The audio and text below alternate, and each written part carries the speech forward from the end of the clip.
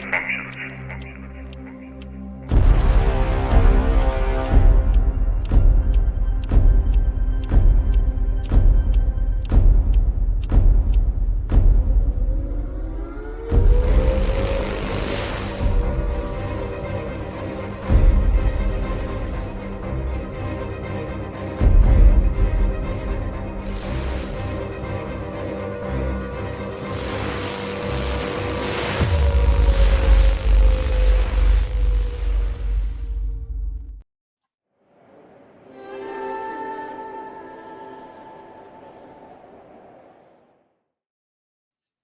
Greetings, all you wild and weirdos and weirdettes.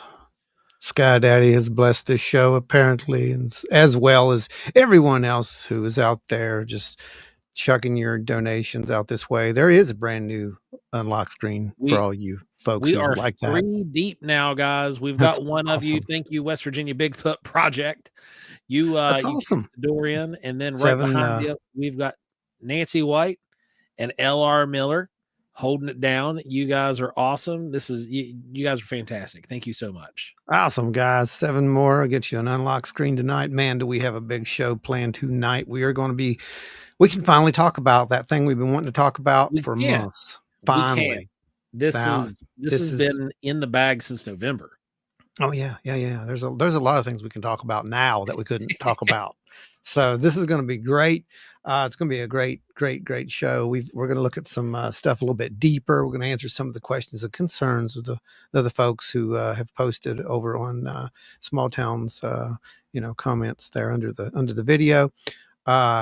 Amazing the amount of support that we've gotten for this one. It just absolutely blows my mind, and I don't know what to say about that, but thanks. I mean, that's all we can say. We're just doing what we're doing, and I'm glad somebody enjoys it. Joe, let's get some folks welcomed in here. You got it. Donna Ho's in the house. What's going on? How you doing? Happy weekend. The indescribable Octoman. Indescribable Octoman. Now that's good. That's good. What is going on, brother? We've got James Nelson in the house. Ada, Alan, what's going on? Hello, Anita, welcome. Anita. I don't know why he said merging that. Is what's happening. He's merging people and creating new people. We are. We've got West Virginia Bigfoot Project. It's good to see you guys. We got Kathy from the West Virginia Bigfoot Project hanging out with us tonight. Thank you. Welcome aboard. You guys are fantastic. Power bands in the house. It's good seeing you last night in the premiere. Absolutely. Gary Schuler is in the house. Gary's here. What's going on, Gary? Are you guys coming up this weekend, Gary? To OBC? West Virginia Bigfoot Project. Are you guys coming across to OBC? Is anyone coming that's here with us? Yeah, I know the Trackway gang is coming. I think they're already there. Let us know. Oz in the Woods is in the house. Let's see. I know we got a few people who are traveling right now, going up to OBC. Yep, we got the travelers. We've got Nance in the house. What's going on, Nancy? L.R. Miller, John. What's going on? Happy Thursday. Enzo's in the house. It was good seeing you last night in the chat too, Enzo. Oh yeah. We'll talk a little bit about that. More informative than the foolishness we saw from Elizondo and company today in DC. We'll talk a little bit about that later. We will. We will indeed. Then we've got, let's see. The show last night was peak high strangeness. It was peak something, that's for sure. Yeah, John, I'm agreeing with you on that. Enzo's giving everybody a heads up. Hey, if you see me on Facebook, it isn't my account. It was hijacked today. I'm probably not getting it back.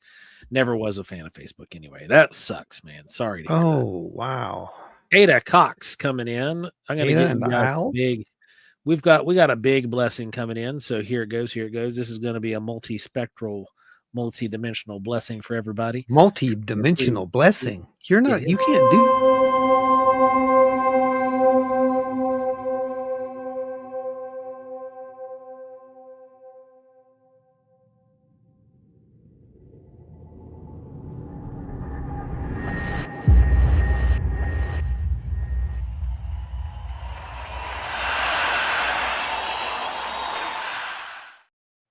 Hoot, mother. Yep. Hoot hoot. There we go. Oh, what's going on? Ada says, or Anita says, here I did it again. You did again. What are you doing? You're I trying to could make create OBC too far for me, alas, but I'll be watching crazy dancing lights in the sky Saturday and Sunday. Hopefully, we're going to be under dense cloud cover. Larry Hose, happy Thursday, everyone. Unfortunately, I'm stuck at work. Can't wait to see everyone at OBC. We can't wait to see you either, brother. Here comes a big one for you, my friend.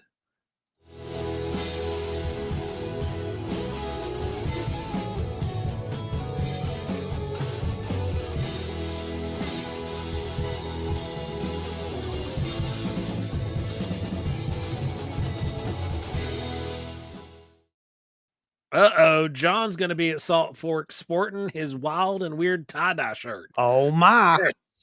This is going to be good. Nice.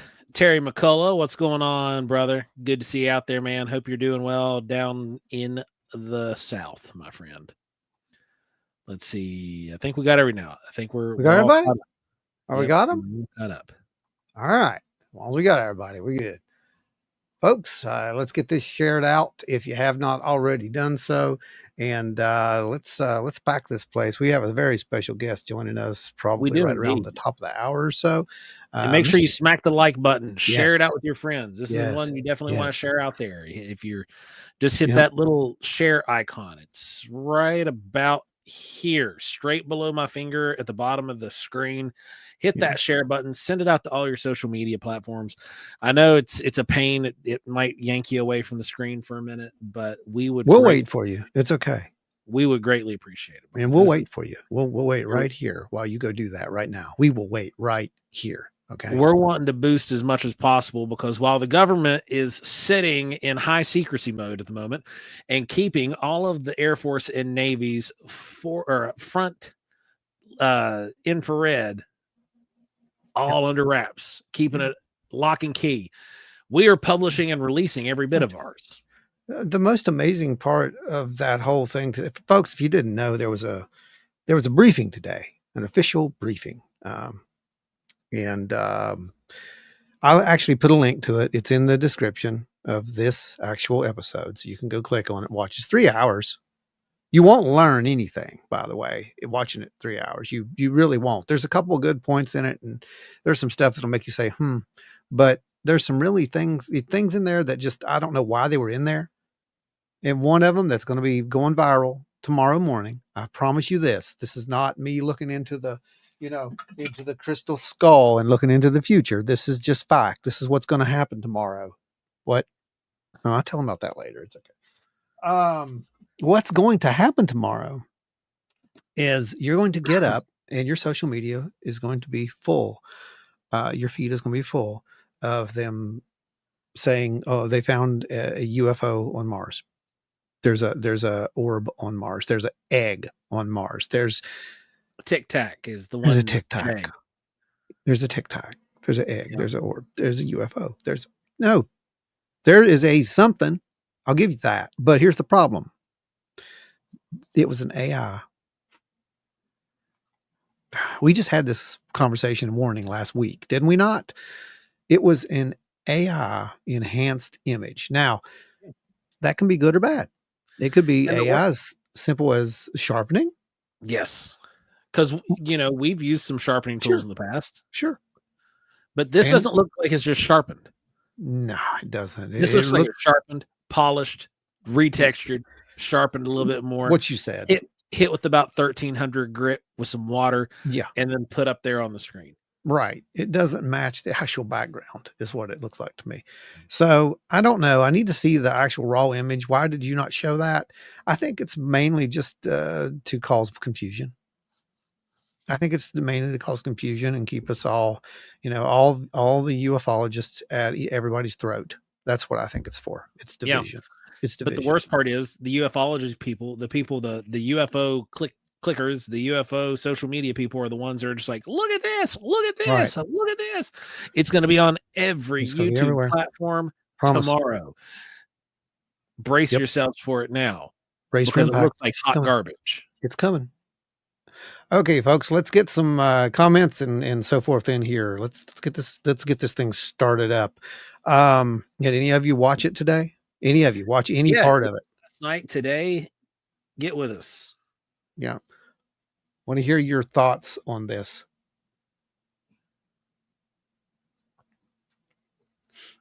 So, what are you guys thinking? Last night's episode, Paranormal Horizons. Oh, we're going to talk about that? Okay. Well, we can. Oh! You're talking about the I'm talking about the hearing hearing today. I because thought that's we were just getting into meat and potatoes already. no, that's just part, that's just part of the hearings too, by the way. Yeah, There's supposed right. to be even more that, yeah. So I just Well, can't there's wait. more tomorrow. Right. Today was a brief. Tomorrow is actually a behind closed doors skiff meeting. Yeah, just can't Monday wait is to another skiff meeting, and see then the where hearing is this supposed to be goes. something like the 12th or whatever. Yeah. This is, I don't know. I don't, we're just going to play it by ear and watch it. I don't think it's going to be anything, honestly, that we don't already know. It's just a matter of they're trying to get people to take something serious that's been made fun of for, decades. Once your project is ready and goes live, make sure you let us know, and we will shine it out for the world to see. We will help broadcast it out. We'll help Yeah. push it out there so folks can Yep. see it. I definitely want to see it. Absolutely. Absolutely. We will do that. We'll also probably link to it here Odds somehow. on the Wood just said, "Thank you. That was a very good paid advertisement." Thanks, Oz. We That's appreciate you. funny. But for real, whenever you get it up, you let us know and we're gonna push it for you, okay?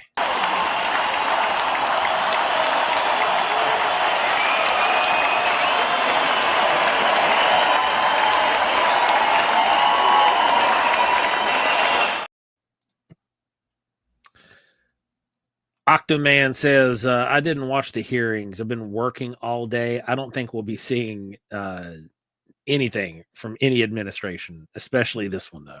No, it's true. Yeah, I think so. Yeah. I think it's going to be status quo, man.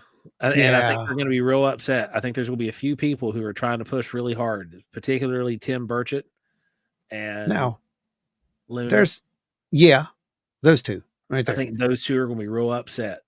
Yeah. And the folks like Lou and Tim Gallaudet, the folks who've come forward, I think they're going to be real mad, and I think that they're going to give us catastrophic disclosure. I think is what's going to happen.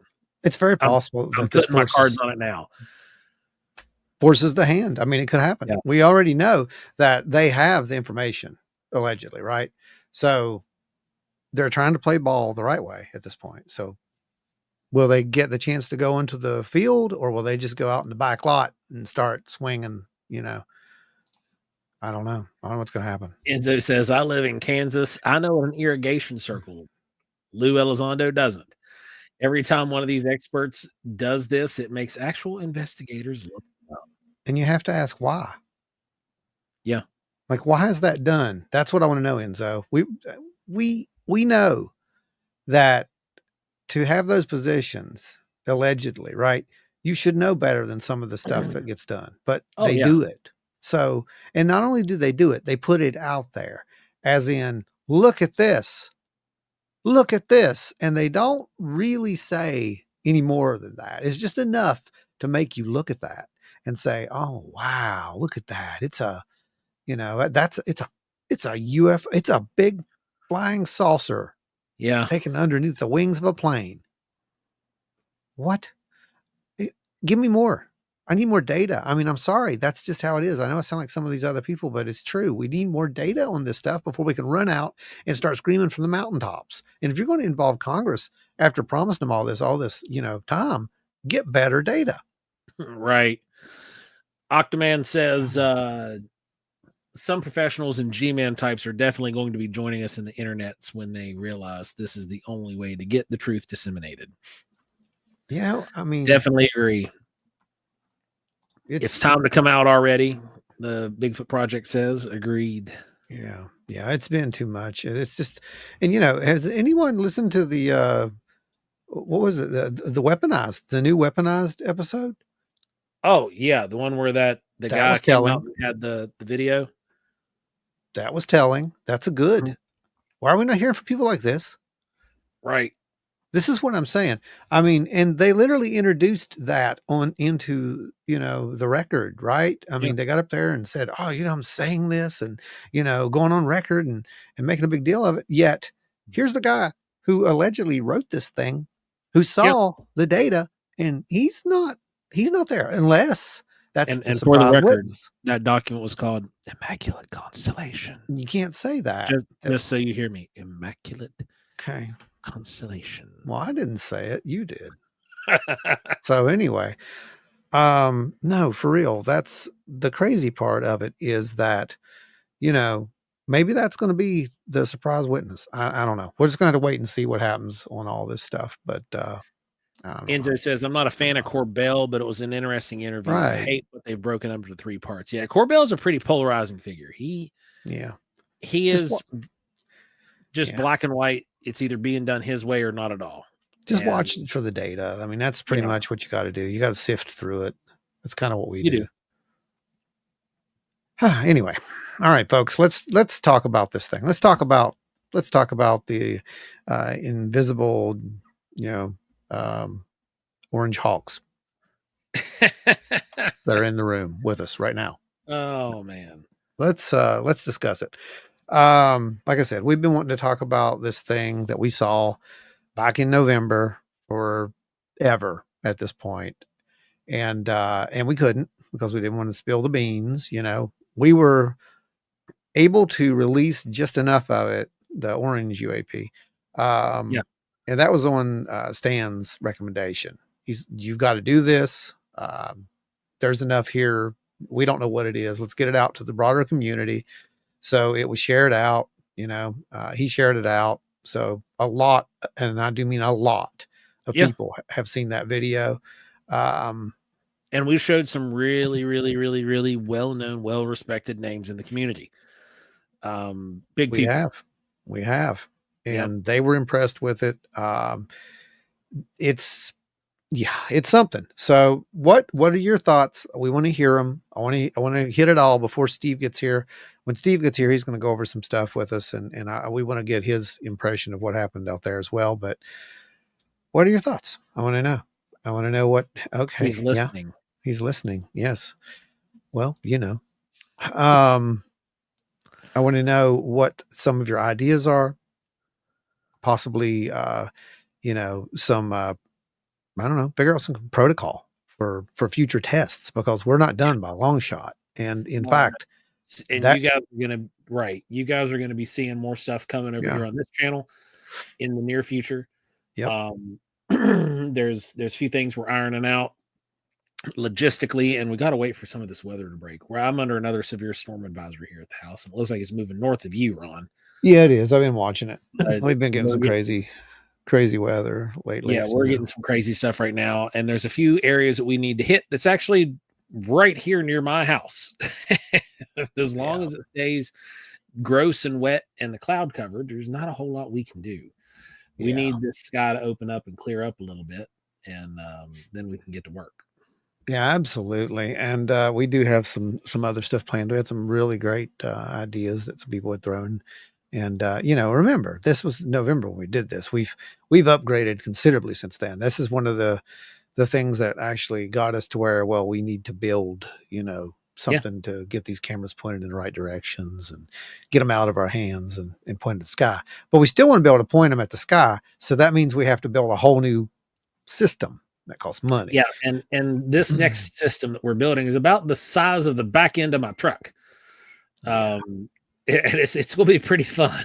We're building something. Stay tuned to see that. Yeah, we're building something. That's all I'm going to say. You've seen part of it, and you'll see the rest once it passes. I don't think they've ever seen this one. They haven't seen part of this. No, not that one, have they? They've seen not the one. We don't have a name for it yet. Don't worry. But so you guys have seen the Manus. Yeah, that's the one you've seen. You haven't seen this new.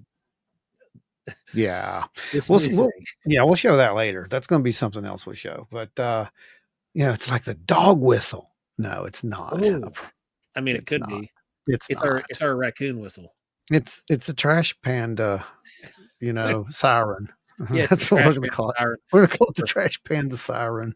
for Trash Panda Farm. Guys, that's what we're going to be dubbing one of our new research areas is Trash Panda Farm, because we're not cool enough for a Skinwalker Ranch, but by God, we can have Trash Panda Farm. That's exactly what it's going to be. So if you haven't guessed by now, we don't take ourselves as seriously as you think we do. We take our research dead serious, but we do not take ourselves serious at all. I think that if you take yourself too serious, you're kind of off-putting to people. And honestly, that's just not us. So yeah, disclaimer there. Anyway, go on.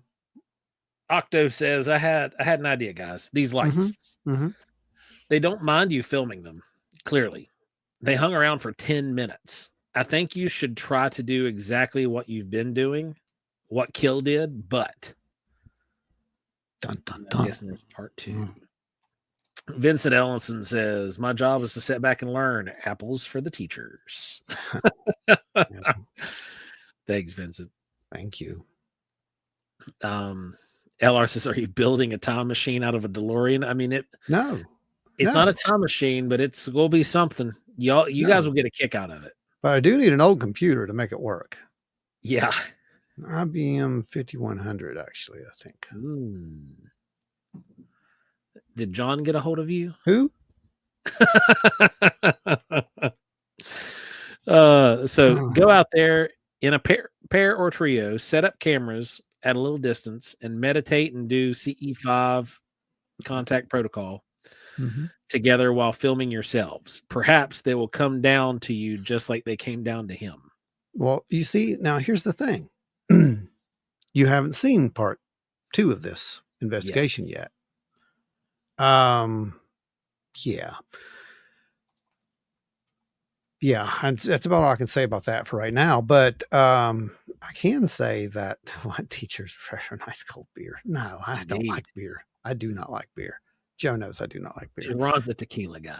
I'm sorry, I am. It's just how it is. IBM 5100, seriously? No, not seriously. But it is going to be pretty neat when you guys do see it, and I can't wait to get it out and give it a trial run. It's going to be a little bit, because there is some work involved, a lot of work involved. Oh, there's a lot of work involved. Ron has to build a component. I have to build a component, and then they all have to talk to each other. Then it has to get together like Voltron. Yep. And turn into one big unit. So it's going to be fun. Yeah. Then it has to be portable. So there's that. Enzo says, have you forgotten about the moonshine pickles? I've not forgotten. Moonshine pickles. No. Oh, man. So. Fill Anita in. It's a joke, Anita. It's okay. I think I know with you'll be trying to find one and get it to me. No, I don't. Yeah. No, we're John Titor. He needed a IBM 5100 for his. He's a time traveler. Now, in technicalities, we are using a very fundamental computer circuit board to build it. It is, but we're good. We've got this one covered. Thank you, though. John, see, that's our community right there. John Titor lore. That's exactly right. That's a callback to one of our old episodes that we did. That was a whole lot of fun. Now, if you actually could find an old IBM 5100 and track one down, we would probably buy it for. Do you know how much those are? Really? Yes. I'm gonna have to look. You've got me now. Watch him. Watch everyone. I want you to see his expression on his face when he sees how much this ancient computer is. And then I'm going to tell you why this ancient computer is as much as it is. John Titor, he knew some stuff about computers, apparently, that we didn't.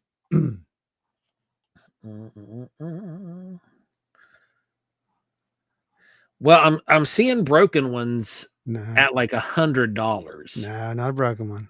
Keep going. You'll find $340 for one that works. Keep going. That's not a good one. $2,113. Now you're on it. Now you found it. Oh yeah, man. Yeah. Because there's a lot of people building time machines in the future. Right.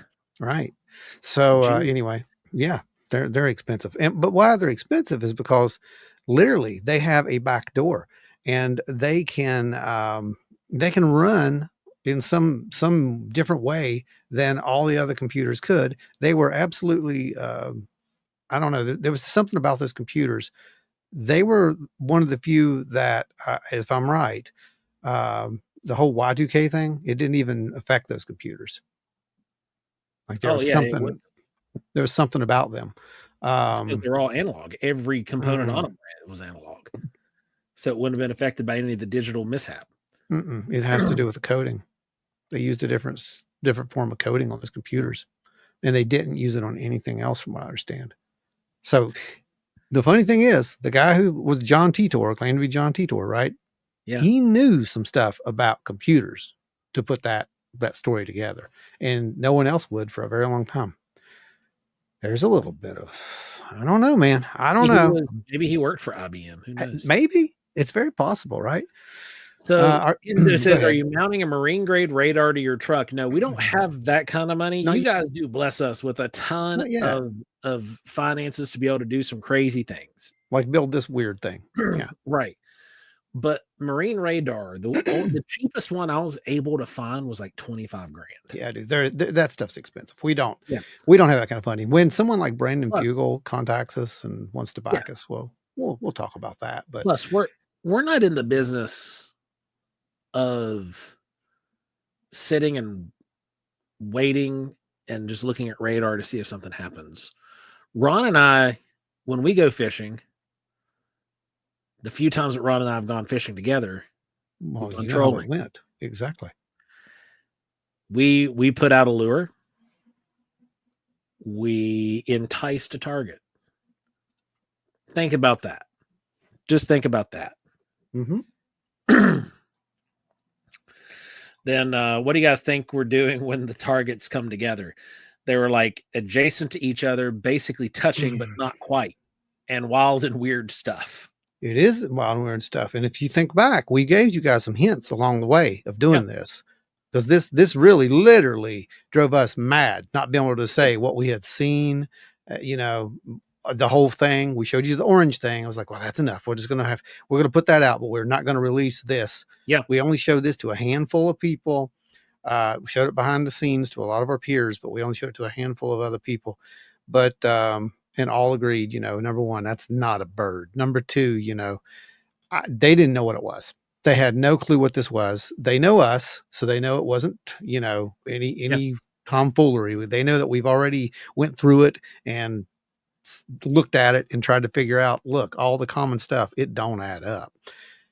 And they also knew that there were other things that seemed to cause this, as in a call and effect kind of thing, which was still trying to grapple that. But I don't know what they were doing. But if you think back a few episodes, you remember we had that episode on the plasmoids. That's why we had that episode on the plasmoids. We were kind of looking at the other side of this and thinking, could these things be alive? Because if you watch that, it does. It looks like something alive. It acts alive. It acts like, that's something moving, like it's doing something, right? But I don't know what it is. I don't know if it's alive. I don't know if it's a machine. I don't know if it's extra dimensional, being. I can tell you what it's not. Spooky. What'd you get? Did you get a ghost? He got a ghost. Spooky sent a message to Wild and Weird on the Facebook page, and I said, "Get on the show, punk. I'm wearing your shirt." Oh, that's hilarious. They call it vintage, and it costs more. Well, yeah. Right? Yeah. Right? Don't attempt time travel. We're moving through both time and space. Go back far enough to the past, and the solar system won't have reached this spot yet. The Earth spins and orbits, traveling a star. It's got to be good at 4D math. You really do. Yeah. You got to plot that stuff. Plot it out. Right. Yeah. Yeah, absolutely. Enzo, yeah, that radar is worth more than their whole RV. It really is. It is, crazy. Man. It really is. I mean, it gets the job done. Don't get me wrong. But, Enzo says the UFOs were making baby. I mean, maybe. Because that's what some people think that the plasmoids are doing. That is what they think they're doing. You're not wrong. Literally think that they are, joining, and then another one will form and there'll be a third all of a sudden. So I don't know. It's very strange. Hey, Angie. Glad you could So make it. this is, I can't tell you who said this, but we showed that footage to an individual, and they said that it's Let's so just say it was a high-ranking individual and yeah, leave it right there. yeah, yeah. Okay. We showed it to an individual, and it validated one of their experiences from 2012 or 14. I think it was 14, maybe. And Or maybe it was 14 years ago. I don't remember. yeah, I can't remember. Yeah. I can't remember exactly, but they said that it Long time ago. validated one of their experiences that they never could make sense of, that they thought was so bizarre. And he referred to it as dog fighting. Mm-hmm. That there was this war going on, that something looked like they were fighting. and you know, they were using older equipment. I mean, this is 14 or 15 years ago. So at that point in time, a lot of the commercial stuff wasn't available. So they were probably using beat up secondhand military stuff. Probably. You know, like Yeah, being, it was a realistic. Skywatch. It was a Skywatch thing. So yeah. Right. Yeah. Yeah. So they were using older hardware. And what they were seeing was just mind boggling. And when he saw that, his jaw literally hit the floor. Yeah. Because it was the first time he'd seen anything like it since his own personal encounter. Yeah. He thought that himself was was losing it. Yeah, it was really good to see because he yeah, and blew his mind, which is really hard to do. This is like one that you definitely put on your belt. Let's put as Yeah. you know, that's that was a moment is what that was. That goes on the resume. But the thing about it to me was that if that's the case, then we can't say that it's dissimilar to some of the Foo Fighter stuff, right? And the woodcut.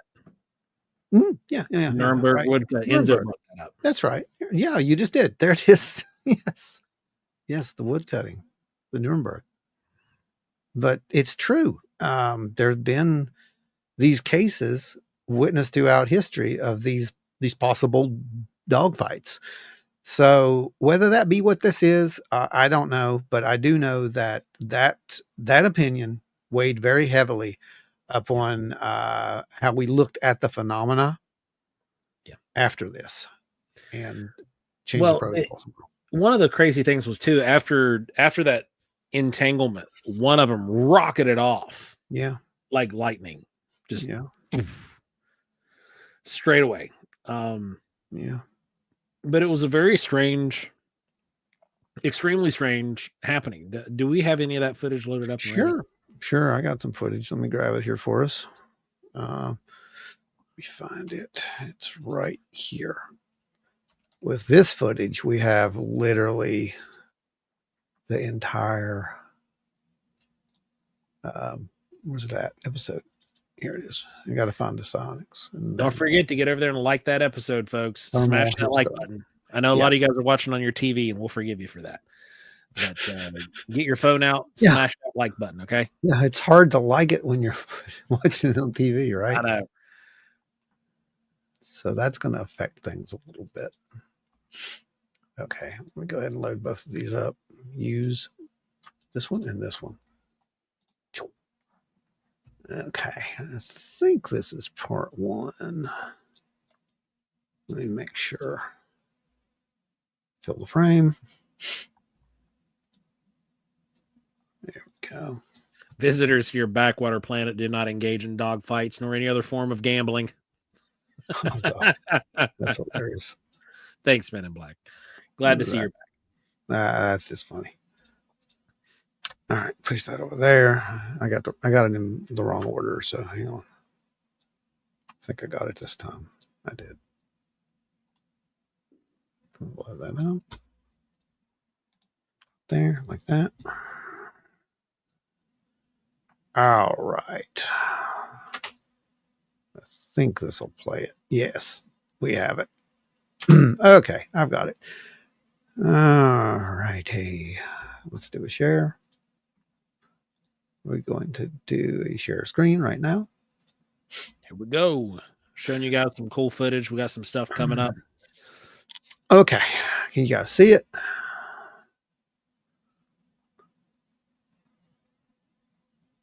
Oh yeah, it's there. Got it? Clear. Okay. Now, first of all, I want to look at this just for 1 second. I want you guys to look at it really close because I'm going to skip through here. And there we go. Let's see it come in here. And back up. Zoom out a little bit.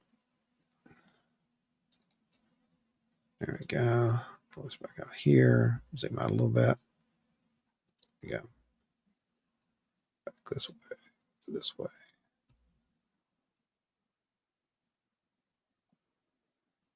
Okay, that was actually the first thing. So that was when the bird flew through.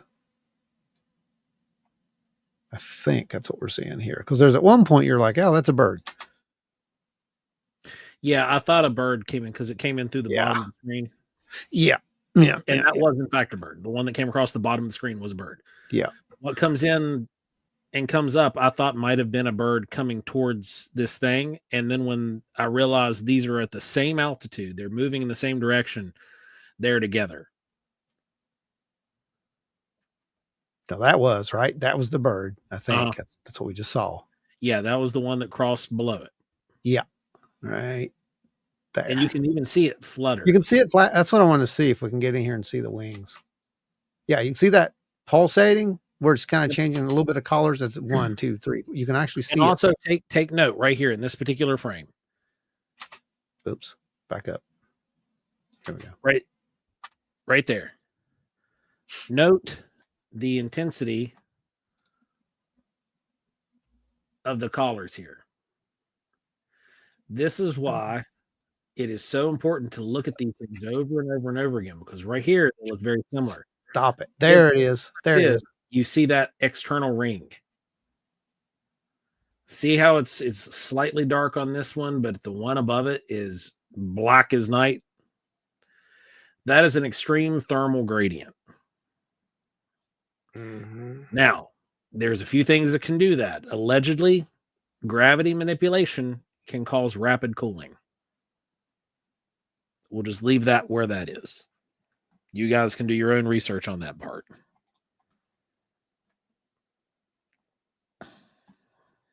Okay, let me zoom back out here.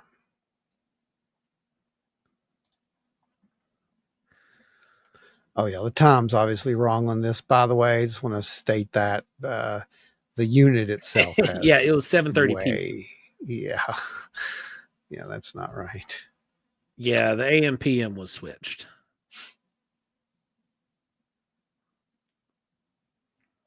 Okay, let's see. We're not going to play all of this. Obviously, this thing is literally there in the one spot for what was it like? It was over 10 minutes. For 8 minutes and some change. Yeah, it was way over 8. Yeah, it's way over 10 minutes. It was visible for over 10, but it hung there in one position for 8 minutes. But you got to remember, we saw it before, and we went to this color. We had the grayscale image of it as well. The white hots. I know that there are some folks who are saying that they wish this was on a tripod. So do we. Well, here's the problem. I'm 6'4". You can't track it. You can't track it on a tripod like this at my height. That's probably the best stable right there. That's probably the most stable that we're going to get that thing. And you can see its shape is pretty orb-like, pretty egg-like. Oblong, oval. Yeah, it's oblong oval. You call that what you want to call it. The issue is, and we did some stuff differently at Brienne's where I sat in a chair. Mm-hmm. And I tracked them in a chair, which you'll see some of that footage later. Yeah. But it's a lot more stable. But at the same time, I don't have the range of motion that I would have needed to capture all of this. This is movement here. Because, to be honest, tripods that stand as tall as me, that gives me the viewing capacity to where I need it to be at my eye level to be able to track it the way that I was tracking this, they're hundreds of dollars for a good sturdy tripod that's going to hold the weight that we needed to hold. You can get cheap ones that'll do it, but the legs are flimsy and you might as well not have a tripod underneath the camera. You fart and it'll shake. So I think the best thing to do with something like this would be to have it out onto a really big monitor where you could see it, right? and have that monitor like hooked maybe like right there where you can interface with all this technology. But man, you're talking about a lot of money for that kind of system. There's a great one of a bird. Here's a great example of a bird. Here we go. See that flutter? Flutter, flutter, flutter. Right there it was. Back it up. Right here. Fluttering. However, let's play it again. Bottom one's a bird. Yep. And that's why you thought that was a bird, if I remember. Yeah, I thought it was a bird because I thought I saw two birds come in until that happened. That's not a bird. Yeah. And look at that. Look at that. I gave it as long as I could. It was like a 2-second blip until it was completely out of my frame, and I had to chase the one that was moving fast. You can see it moving fast too. That's clouds right there. Yeah, there's a cloud. Phase. This thing is just moving. I mean, it is seriously moving. There's some more stuff behind it right here too, by the way. Little things that just pop in and show up. But yeah, there's things that they're real. They're there. Those are thermal anomalies right there. Now they're hovering as well because that's in a cloud bank area. So don't know what those are either. I know somebody had said they had seen like some of the black ones or whatever. Well, during that clip, it doesn't surprise me. I mean, they're there. Yeah. These things are showing up. We don't know what they are. That's the issue. And then of course there's at that one point when I like hit it with the light and this thing just stops. And it's just like, I'm not moving. So now when it stopped and I stood there with it, I did have it like a monopole. Yeah. So I did have one leg in the ground. Mm-hmm. But yeah, watch this thing as it gets in. We're moving in. Does a weird motion. That wiggle, that back and forth kind of motion that had going on. Yeah. It's really interesting to me because, I don't know. I just don't know what it is. I'm just telling you that's not a bird. Lo, the geese of the gods from Blue Beam. That's it. You got it. That's what it is. But yeah, it's there towards the end of the cliff. We come in on the trees, right? Yeah, I'm trying to get there. That's where I'm trying to speed it up to. Yeah, that you'll see it do some weird stuff right as it exits. Well, you can see the shifting already. It's moving far out of range at this point. Yep, because the color's changing. Mm-hmm. And what's happening there is it's getting farther and farther away from being able to be detected. And there's another one underneath it. Mm-hmm. And then watch this, straight down. Like it just changes its direction completely, goes straight down and then off to the side, and it's gone. I mean, that's almost a near 90-degree angled bank. Yeah, it's gone. And back it up right there for it, you lose it. It just goes down and then 90-degree angle bank to the left. Let's back that up.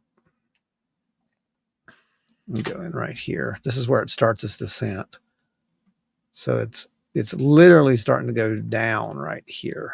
And by down, we're talking about on the horizon. Watch it. You'll see what it does. It's moving so far off the horizon. There it goes. Look at that. Straight down.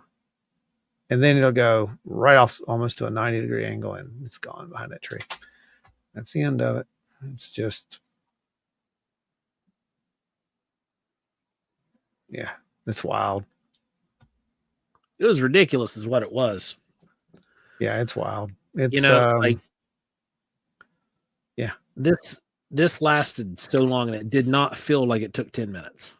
It really didn't. I think that's one of the weirder things about this whole encounter was it really did not seem like it was lasting that long.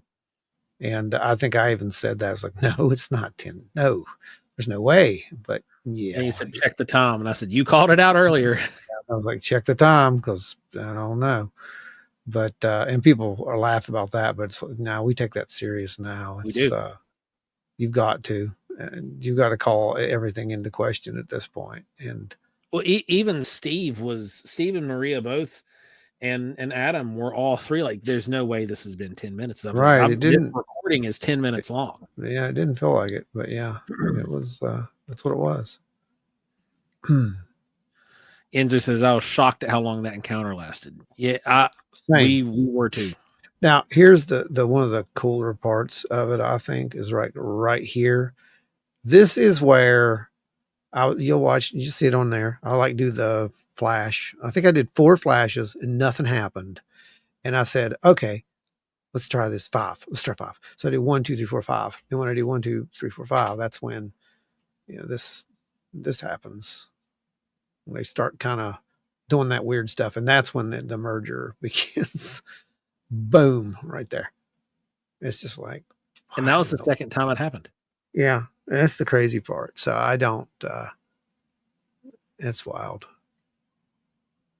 I don't know. Guys. I don't know what that was. Bring that last scene back up. Crap. Hang on. Never mind. It's fine. It's fine. No, Terry has a good question here. It says, "My question is, why make yourself invisible to one type of camera and not the other?" Yeah. Well, we had a theory for that, Terry. But it's technology based, maybe. And it's a good question because maybe, just maybe, speculate with us. This is speculation, pure speculation. But maybe the technology is just getting a little better and a little better and a little better. And they're like, oh, wait a minute. They can see me. That's a possibility. So I couldn't be seen here before. Before, no one could see me in 940, range. But now they can. Same thing with 1100 range. Nobody could see me here before, but now they can. So I'll just shift my range up, higher the next time, so you can't see me at all. But that's pure speculation. We don't know. And the other theory is that they're not the same. That's a definite possibility. The ones that we're seeing that are phasing through the light spectrum don't seem to be the same or operate the same as the one that show up on thermal. Yeah. Neither one of them can be seen by the other camera, meaning that there's some kind of, with the thermal targets, there's some kind of a spectrum bending process, which could be that black bubble that we're seeing. That black bubble could be bending light and making them invisible effectively to cameras and the naked eye, but not to thermal cameras because we're looking at heat signatures with that. Right. And the other things that are showing up just above and below visual range of wavelength of light, they seem to move a different way. Right. They have this undulation to them, almost like that thing is alive. Yeah. I mean, and that's what it seems like. It seems like you're dealing with something that's living more than something that's a machine. That's the crazy part. And I don't know.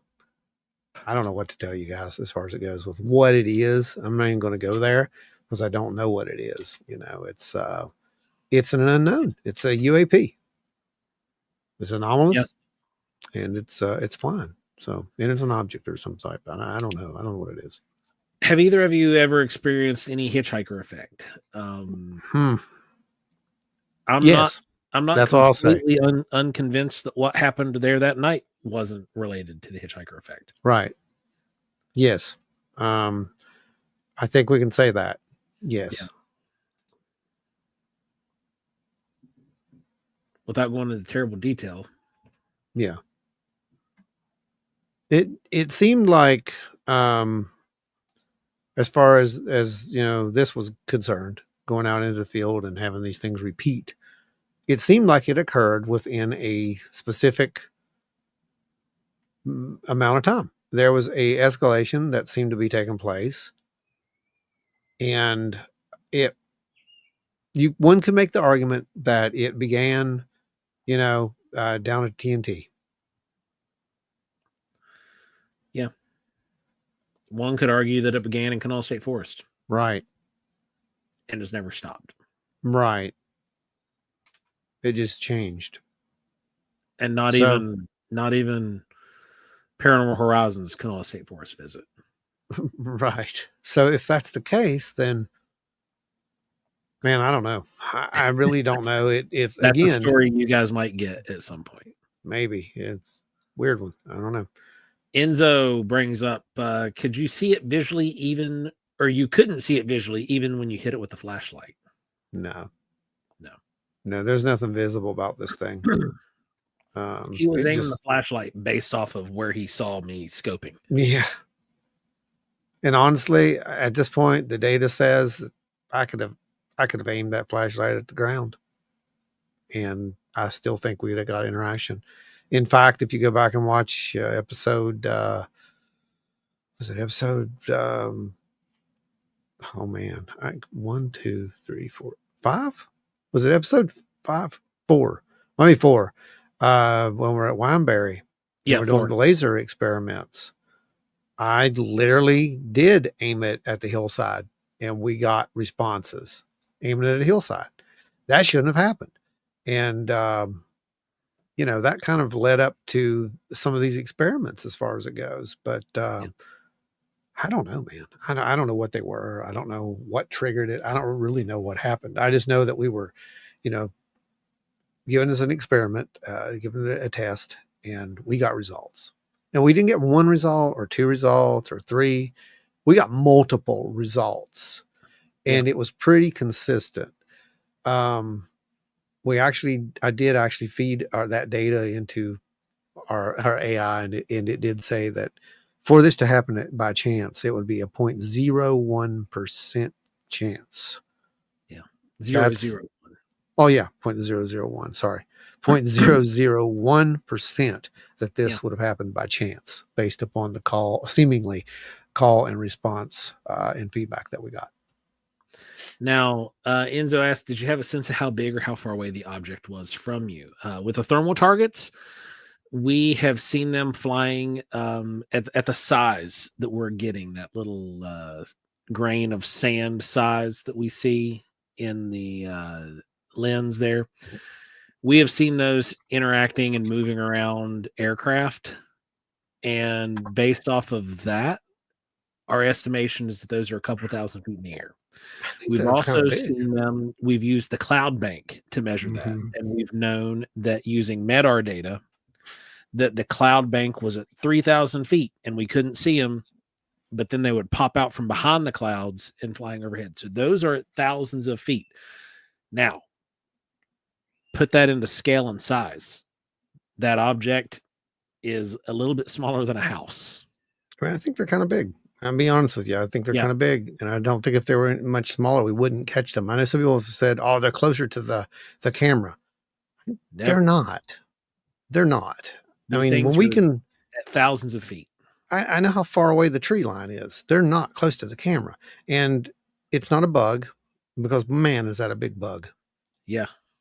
Can't be a bird. Man, is that a big bird? Because it's going Um, behind a tree that's literally miles away from us, and it's that big. It just don't work that way.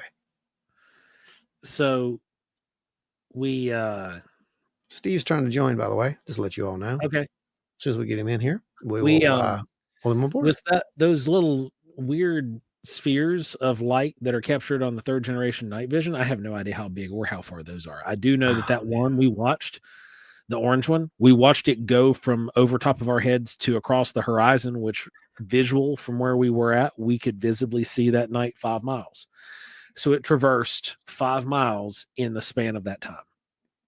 now, of more importance, where these lights are at is actually directly in line with where we end up on a future investigation, which was actually going to be episode 12, but we decided that we don't have enough time to tell that story. There's just too much stuff, because I have you wrapped up at 12 on this Yeah. particular season. And so you'll get to see that here later on, but it all relates. It's all, in my opinion, somehow related. I just don't know how, and we're trying to figure that out. Tony says, my theory is it's Batman's extraterrestrial super fan, and he was stoked when he thought you were flashing the bat signal. That's probably it. That's probably it.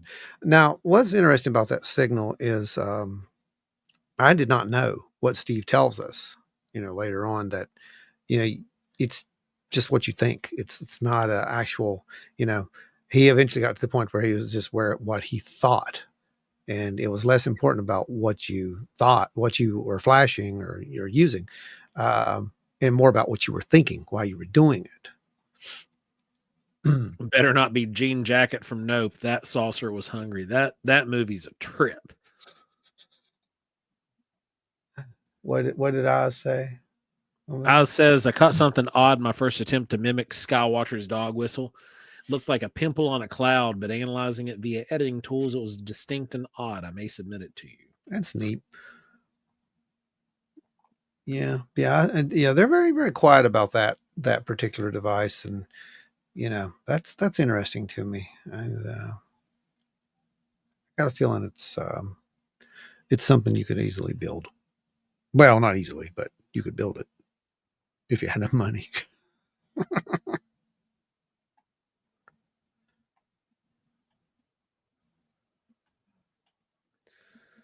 Oh, let's see. Let's get a comment in from over here at YouTube.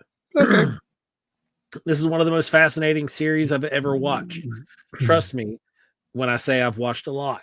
Keep going, guys. Can't wait for the next installment.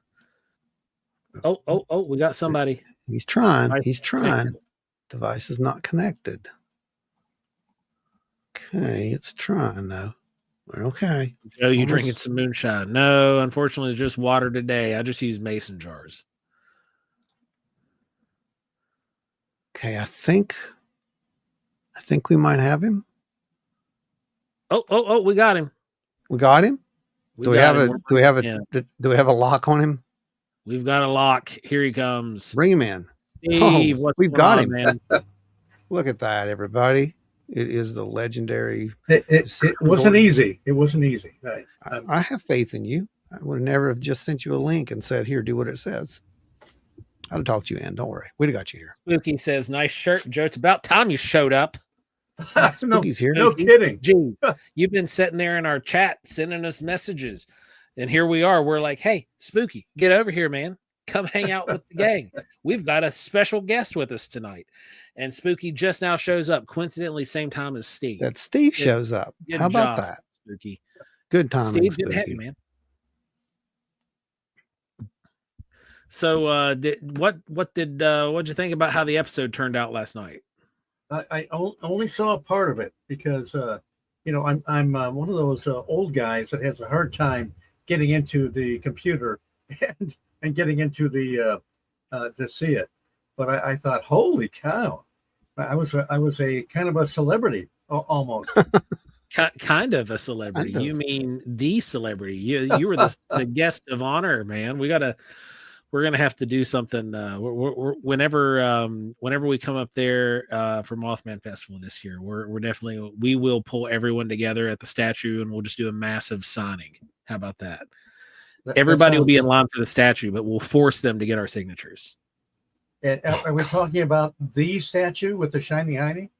Oh, yeah. Everybody's going to show up just for the shiny hiney. We'll stand at the backside, so we're not in the front pictures, and we'll force everybody to accept our signatures before they leave. Oh, yeah, that's a great plan. Sounds like a plan. So how are you guys doing? Oh, we're doing good, buddy. It's been a lot. We can breathe now a little bit. That's a good thing. We got a lot of the work out of the way, and now it's just focusing on shows and moving that way, and and then our own thing, of course. But it's a change of gear. Let's put it that way. Good deal. Well, good to see you guys again. Oh, absolutely, folks. If you don't know, Steve. Steve, why don't you tell everybody a little bit about yourself there? What you do down there? Well, I'm a retired gentleman of leisure, you might say, that needs when the people say they need a cleaning house. Boy, what's going on there? I need a team of cleaning women in my house right now, and it's a small house. It's pretty. There's not much there, but that's what I really need. But anyway, what I do is on Saturdays I I show up at the Mothman Museum, and I am there to answer questions and to greet people to the museum, and I will even take your picture by the Mothman statue, so that you don't have to have your the kid you don't like so much to go out and take the picture. I can take the picture of the whole family. So it's really it's a lot of fun. Jeff Walmsley is the man that has created the Mothman Museum, and two other stories: the Point Pleasant Trading Company, and another story that's kind of like a vinyl shop, Mission Mailing 304. And anyway, he's got this great little empire down there, and Jeff's been following this since he was 6 and 7 years old when the Mothman sighting started to happening, and the bridge fell, and so and he was also the somebody that was some of the original Mothman sightings were actually lived on his street, 30th Street. So it's amazing. Now for me, I was in Michigan at the in 1966 when the original sightings took place, when the Scarberries and the Mallets were chased by the Mothman down Route 62 out of what they have called the TNT area for many years, and I thought, how cool is that? I mean,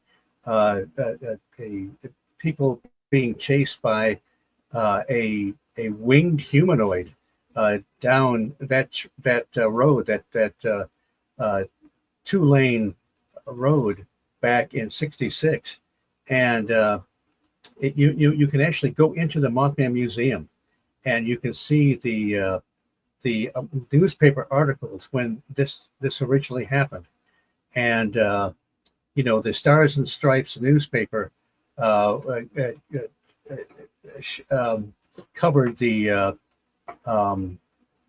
that particular sighting that took place back then.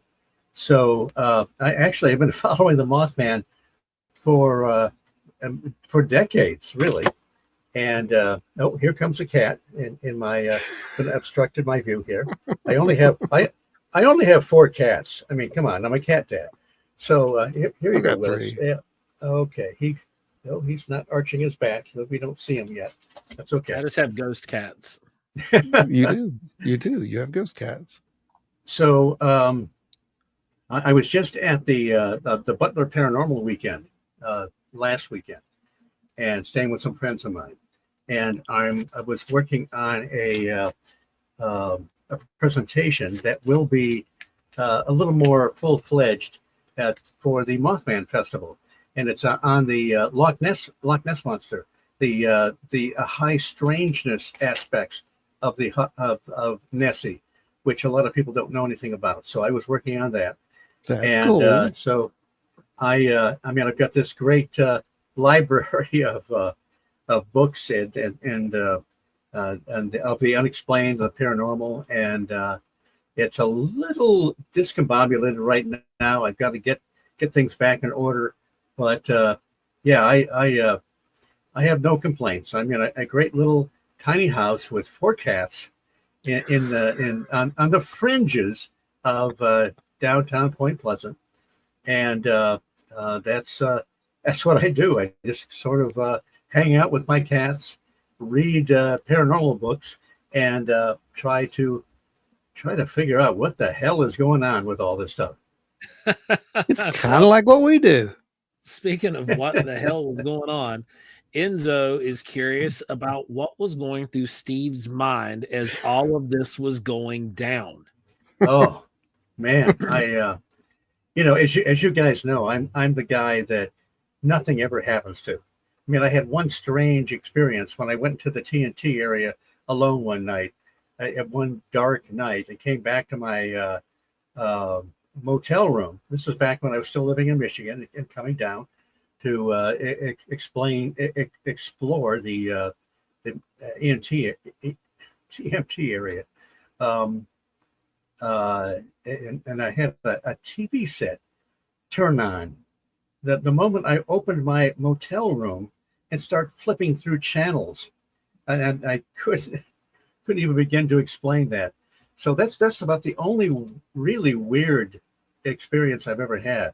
But when I was out there with you guys, and I'm looking through this high tech gear, and holy cow! I mean, I'm seeing. Well, I don't say UAPs. I say UFOs. Okay, I choke when I try to say UAP. I'd rather say flying saucer than UAP. But anyway, I'm looking at this through your high tech gear, and I'm seeing this one of these images with kind of the sort of the black circle around it that we've seen in some of these other more recent shows on TV, and I'm thinking, the Nimitz release. What is going on here? I mean, I'm seeing this. The guy that doesn't see anything ever, and I was just blown away. And the way it responded to the flashlight, and I'm just I don't know. I just I don't have any. I don't think I have any words to describe it. It was just so bizarre and so out there from my experience, and I can't thank you guys enough for getting me out there in the Chief Cornstalk Hunting Grounds. That's a place where John Keel had weird experiences, but I don't know. I just I really don't have words to describe what I saw that night, and I just don't understand. I don't know what we saw that night. I really don't. Yeah. I think that's the best answer, Steve. We have no idea what that was, right? I mean, people want, one of the comments over there was, you're not telling us anything, something. I can't remember what it was. It was basically that, they want answers. Well, I mean, everybody does. I'm pretty sure Congress does too, but we don't have those answers. I mean, it's just, there's something there. That's pretty much the answer. Yeah, it's a real solid phenomena that we just don't have answers for, and but thank God you guys are out there documenting this stuff. I mean, it's not just a matter of, oh yeah, we saw this weird stuff out there, and we don't know what it was. You've got it captured on tape, on film, whatever the proper name is for it these days. You guys captured it. Well, I think it all goes back to Ron and I both having experiences in the past, like when we were younger. And with those experiences, when we share those today, they're just good stories. Mm-hmm. There's no data to back them up. There's nothing to substantiate that something unexplained happened, other than the story that we tell and people just taking that story at face value. We wanted to be able to prop up the research. It was something that we weren't seeing from other groups.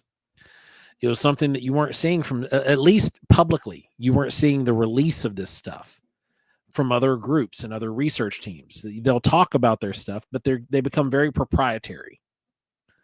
They hold on to the secrets until, they write a book or someone does something, and then it's, but this stuff is happening in real time. This stuff is occurring around us every day, whether we're observing it or not. There's something occurring. And what do you do? And John Keel was down there. Was down there when he, he wrote about this in the Mothman prophecies, and he talked about these strange purple lights he was seeing in the Chief Cornstalk hunting grounds area, and in a subsequent talk he gave afterwards, he talked about that same experience, but he added more to it. He said that he had these lights, whatever they were, actually came down and surrounded him. They circled him, like they were aware he was there, and then they went back up over the trees. But and he didn't know what they were. He had no idea. But here he was, in examining all the bizarre stuff that was going on in the Point Pleasant area and the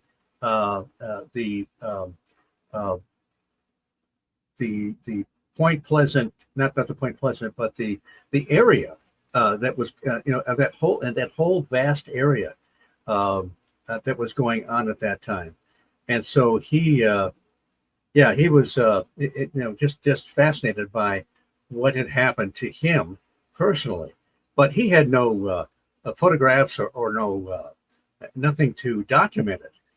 Even though it was 1966, right? To have a really high quality camera that could have done that, you were an extremely wealthy individual if you had a personal camera to do that. Although he did say he was down in one of those hollers down there in Gallipolis Ferry, and he saw had a close encounter of something, just bright lights and so forth, and he had a movie camera sitting next to him on the seat, right. But he didn't even think to pick it up and take a photograph of that image. And that is so often what happens to people that are and whether it's Bigfoot, whether it's UFOs or whatever, people will, or Loch Ness. There was I was reading some stuff by F.W. Holloway that did some great research into Nessie over the decades, and he would lift his camera up. He could see the hump of Nessie in the water, and then as he was ready to take the picture, the hump would recede into the water. People have said the same thing about Bigfoot, that Bigfoot would be very elusive sometimes. So there's something weird about capturing photography for these things. But somehow you guys did it. Man, you guys did it. Well, when it comes to the capturing these things in the sky, Bigfoot's a whole lot different. We've gotten lucky there too. Like, don't get me wrong, we have gotten lucky. We've captured some really good thermal footage of that thing too. But when it comes to the UFOs, oh boy, yeah, you start with nothing in the sky. You're just glassing, is what it's called. Like if you're out hunting, you glass. You go out, you've got your scope, and it refers to a tactic where you're just staring through the scope. You're glassing the hillside. You're not shooting at it. You're not doing anything. You're just glassing it. You're using your scope to look around, and then you get a target and you stick on it and you hang with it. And that's been our MO when it comes to the UFO stuff for capturing what comes in. Tony asked, I wonder if the case you were talking about John Keel, if that was the time that he was more or less scared into his car by the lights. It sounds like it. Different encounter. Yeah, I think that's the incident that I'm thinking of, where he was absolutely petrified, and he was a guy that would go out into the middle of the night in the middle of nowhere and never have any problems being scared about anything. But this particular time, he was absolutely petrified, and he he didn't really have an explanation as to why. Enzo says, I've always been surprised nobody has made a TV show about John Keel's adventures back then. It would be like a late 60s X-Files. It is exactly what it would be. That would be a great series. I'd watch it. Yeah. They made Blue Book. Why not make let's do Keel. Yeah. I would love to see that on my show, the High Strangeness Factor on the Paranormal UK radio network. I recently interviewed Richard Haddam, and he was the guy that wrote the screenplay for the Mothman Prophecies, and a really, really good guy. And I had read about him in Brett Rain's book on John Keel, The Man, the Myths, and the Ongoing Mysteries. And in there was a lady named Sandra Martin, who was John Keel's, literary agent. And she said that, Keel was, over the years, was so disappointed with the screenplays that were coming his way. And, they would be, I think, my assumption is that the screenplays were just changing Mothman into some kind of a monster or whatever. But he contacted Sandra Martin this one time, talking about Richard Haddam's screenplay. And she said, he was laughing. He was so happy. He said, finally, even though they've updated it, they told their own story. They captured some of the basic ideas of his book. And so he was just thrilled to death with Richard Haddam's biography, or rather screenplay. And so I actually was able to tell him that on my show.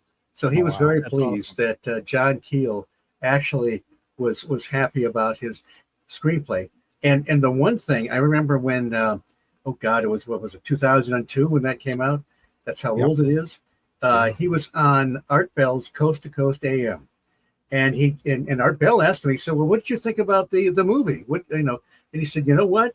The thing they really captured was the paranoia that I felt at the time.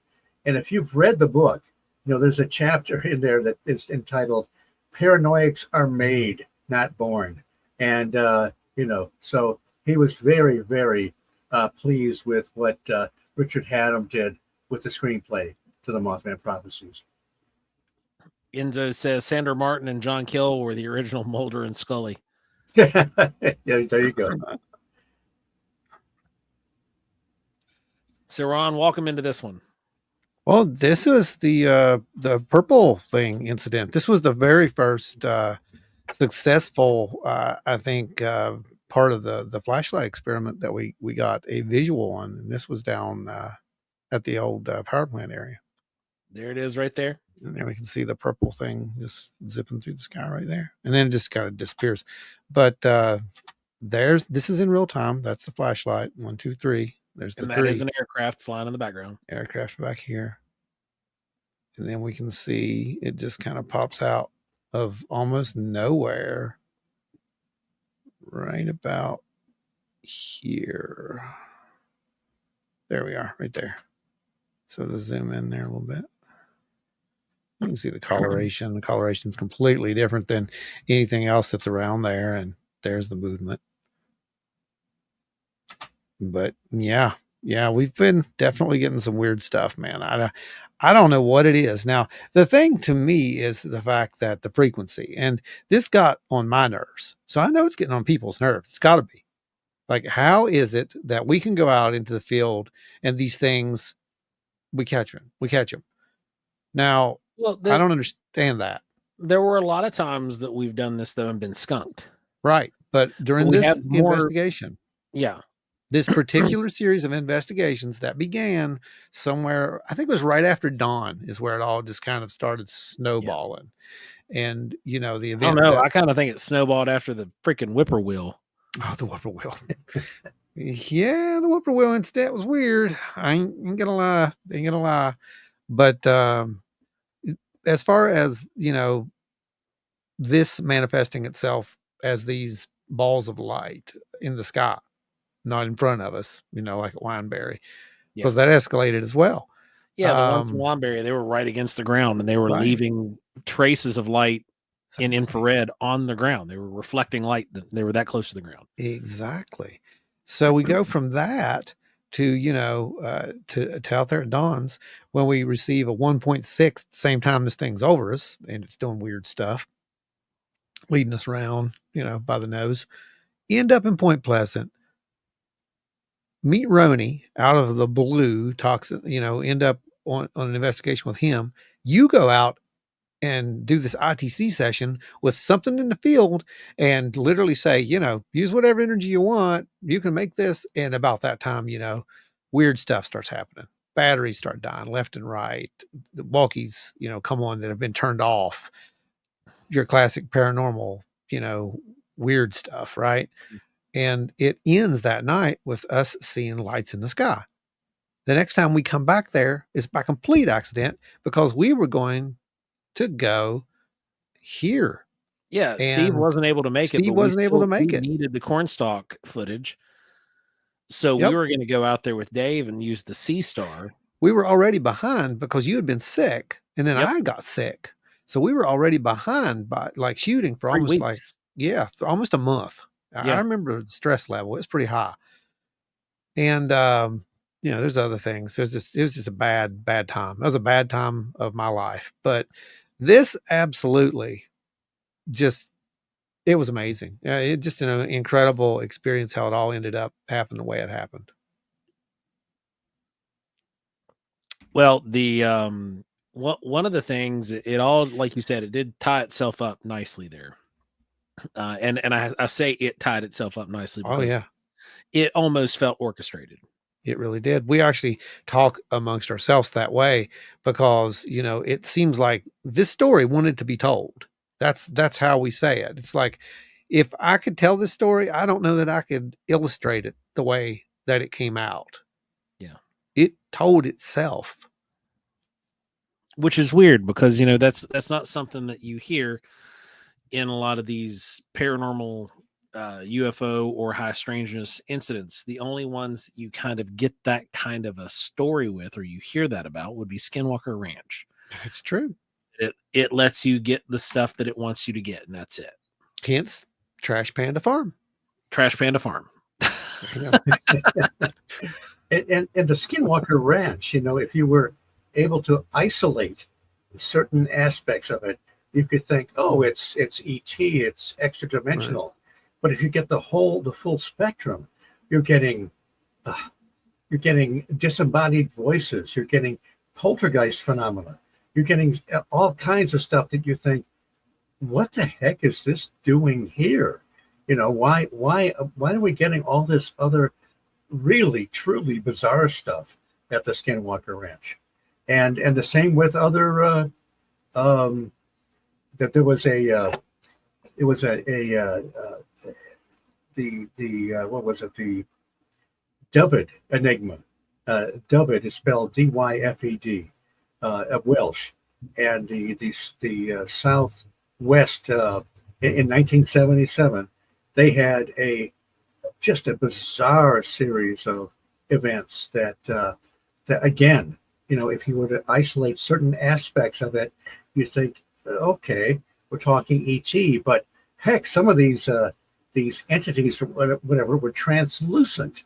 These 7-foot tall entities were jumping over fences, and strange lights, and like the remember the incident in the Skinwalker Ranch where the the bulls, the what was it, five They were, or so Black Angus bulls that were displaced, and, yep, and they found them in that yep, right, that white the uh, trailer.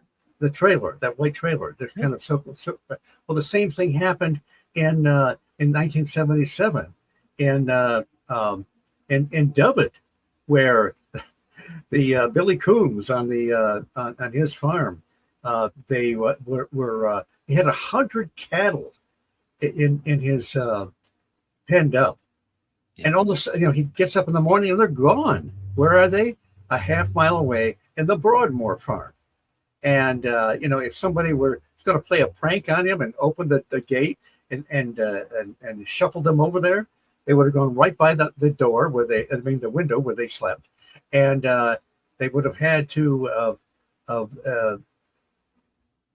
guided them, because the Broadmoor farm, there was it was what's the word I want? They would have actually had to guide them there to get them there. And then a couple days later, he takes about 16 cows out in his farm, and he puts them in a pen, and he goes inside to because he's going to milk them. He's got the milking machines. He's turned them on. He comes back out, and they're gone. Where are they? The Broadmoor farm. Another half mile away. So it's just some of these. You talk about the trickster phenomena. The trickster rears his ugly head every once in a while, and that's what seemed to happen there. But again, it was if you isolate certain aspects of the Dubbid enigma, you could say, well, we got ET messing around with us. But if you get the full spectrum, like Skinwalker Ranch, there's something else really and truly bizarre going on. 100%. Just don't know what these things are. I think that's our biggest issue, and that's why we get so many detractors, because they're stuck. They want it to be this and only this. It can't be that. But here's the problem: it's in a mixer. That's the problem. Tony says that he has a theory that we're actively and routinely looking, and we're looking in known past window areas. It's like looking for seismic activity in a caldera or biscuits in a Tudor's. I mean, you're not wrong. Man, I wish I had a Tudor's biscuit though. Right I know, now. right? That's what it made me So hungry. why did I you just had do one that? this morning. Oh, See, well, I guess I know what I got to do in the morning. Yeah, I mean, that's a good point too. We set out to do that. We were out to look in those window areas. That was the whole point of that. And that just, that was put together for those of you guys who just watched this. That episode literally took us over a year to get everything locked down. I was talking to Steve about where to look for certain areas where John Keel had conducted research at Mothman Festival last year. Okay. This was, it was because I had ran into a brick wall. So Mothman Festival of it was before we started Paranormal Horizons, because we didn't know we were going to do it just because it needed to be done. And then Paranormal Horizons came around and we're like, oh, here's how we do it. We'll use this avenue to launch this last little bit here. And I had to look through archives. I had to dig through stuff. I had to pick Steve's brain. Steve sent me to notes. Steve sent me to certain people to go look at and talk to about certain places that John Keel was active in doing his research. And then there was this one, this one particular incident that took place in an area where there was a campfire, and there were only so many fire rings over there and picnic tables, and the environment was right. And, it's the only really good open sky area, and the area hasn't changed a whole lot since 1960 as far as the trees go. the trees back then were actually way younger because most of that's really tertiary forest, just real tight, real small trees. Dave says Ron Tutors will give you a gut, then the aliens won't be able to. Linda Sigmund's in the house. How are you doing, Linda? Linda, welcome. So I have to go back. I'm looking at old black and white photographs, and then I see where this is at, and I'm like, this is the best case for where this is going to be because of the position, because of the open sky. The fire pits and the picnic tables have been here literally since the 60s. This is going to be the best bet. That took forever. But we got it to work, and Steve had to be there. Like Ron was saying, Steve had to be there. We tried to go out before and we got skunked. We got sent to another area that very night where we did collect the blue purple orb thing. Then when we had Steve with us, it was like a planetary conjunction. Everything aligned and it went off like fireworks.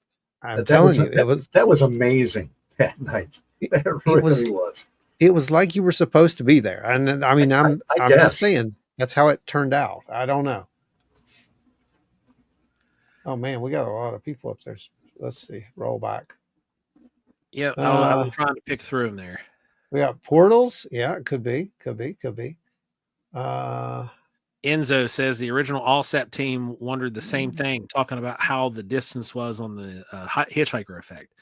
That they were even thinking that it could have been some kind of virus that was affecting their minds, and so they backed off of that path. Still unknown.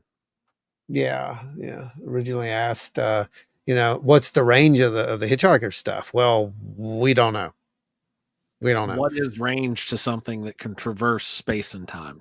Yeah, I mean, I don't know if range would even be a factor, to be honest with you. And so, at this point, and I also don't know the extent of what some of that is. I'll just tell you right now, yes, there were things that happened while we were doing these investigations on my end. There was an incident where there was, for lack of a better word, an orb that floated down the hallway. I don't know. All I can tell you is I got out my equipment and started looking around. I notified Joe. I made sure that he knew what was going on.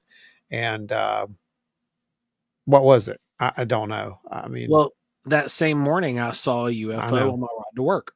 I know. Yeah.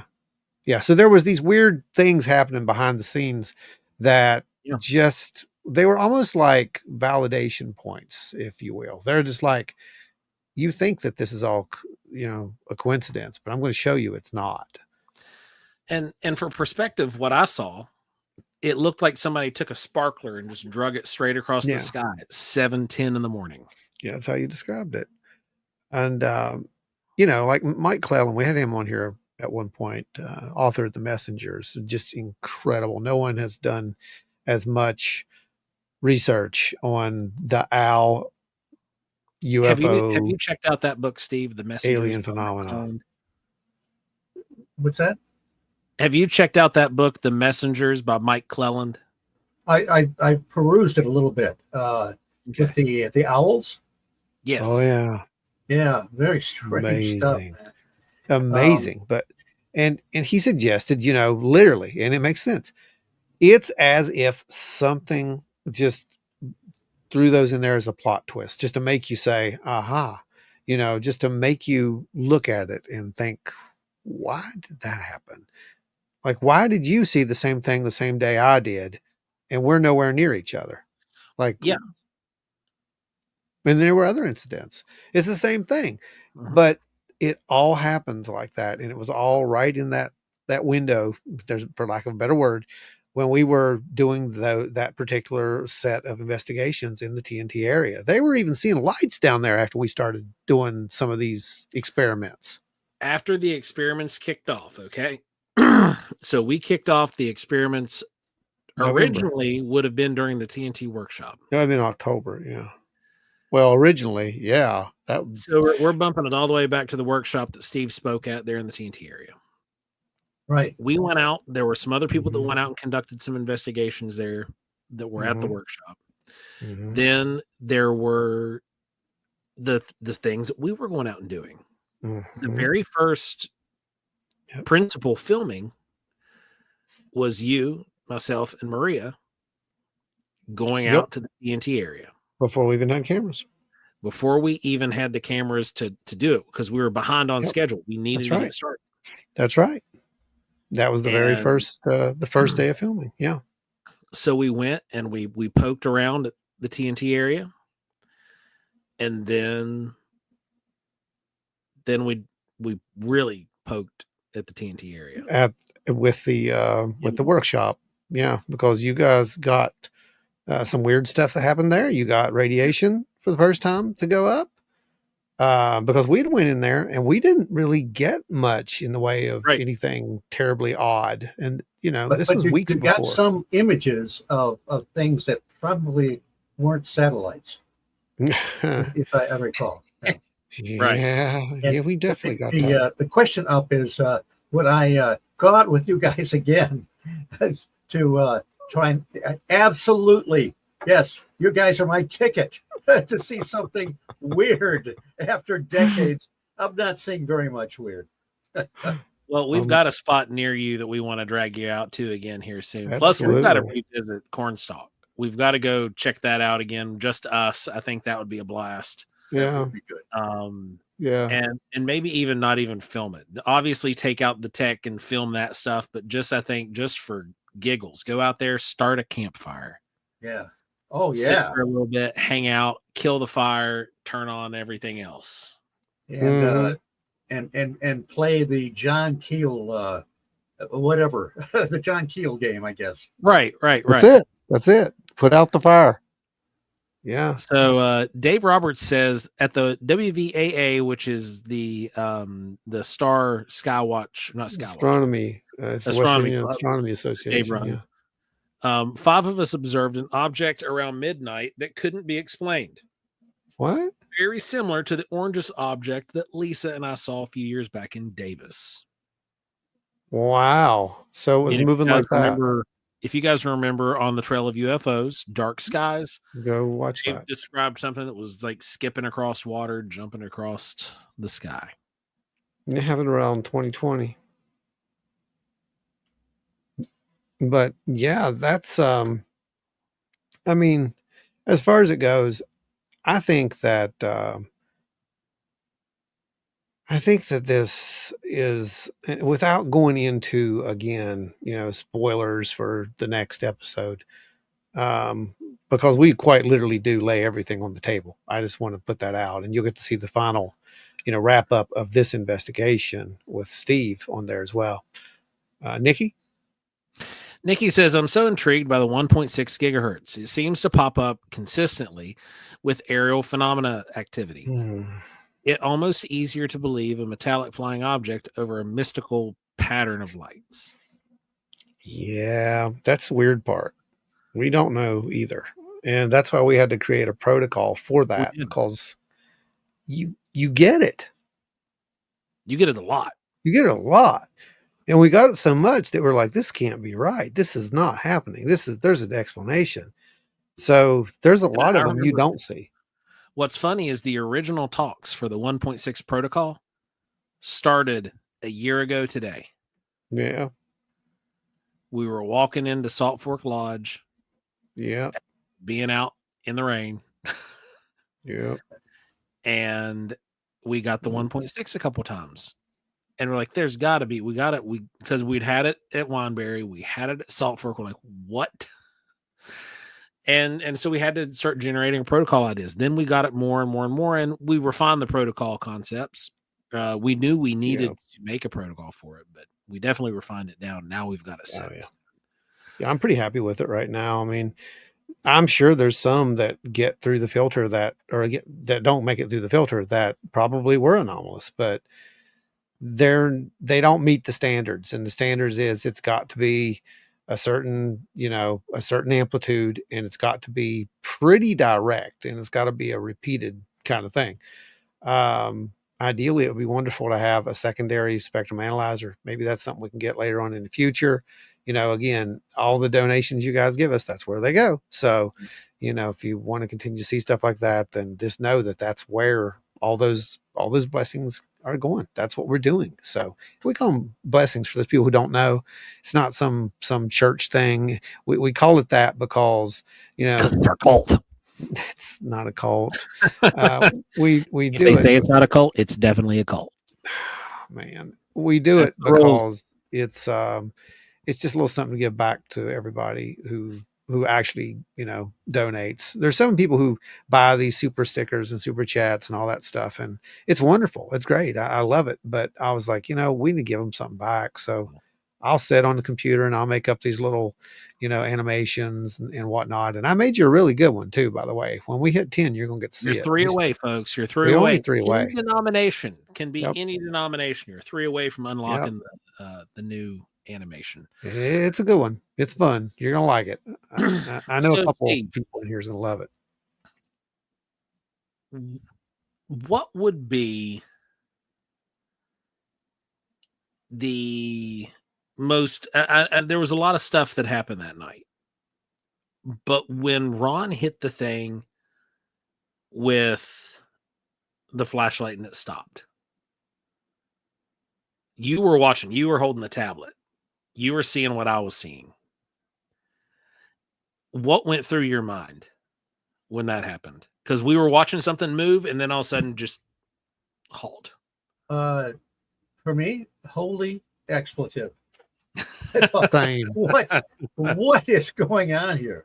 This is I- not supposed to happen, you know. Mm-mm.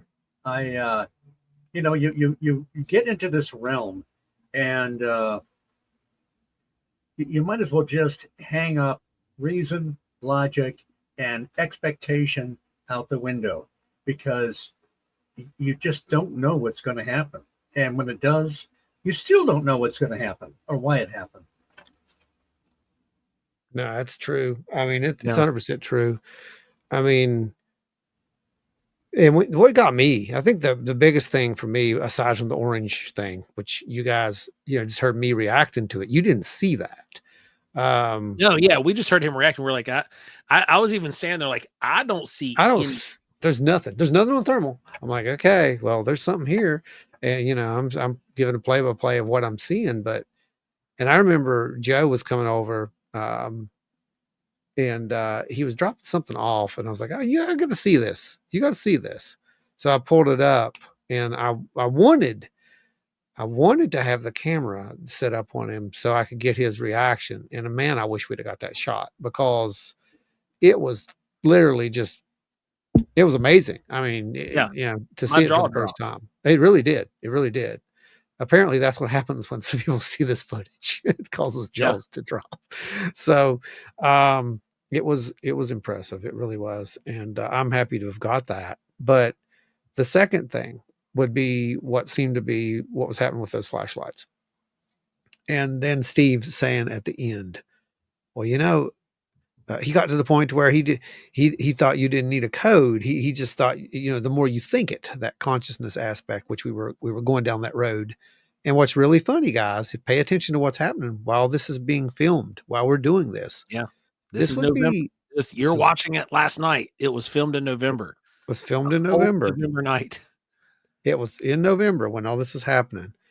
It would not be until sometime in December or January that you would hear anybody talking about, you know, taking consciousness and CE protocols to that level. And that would be with, you know, Skywatch. And they're actually working. Wasn't that in February?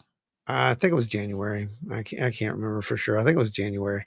But I do know that their next episode is going to be about that, the consciousness aspect and whatnot. And so far, they have validated a lot of what we have found, and vice versa.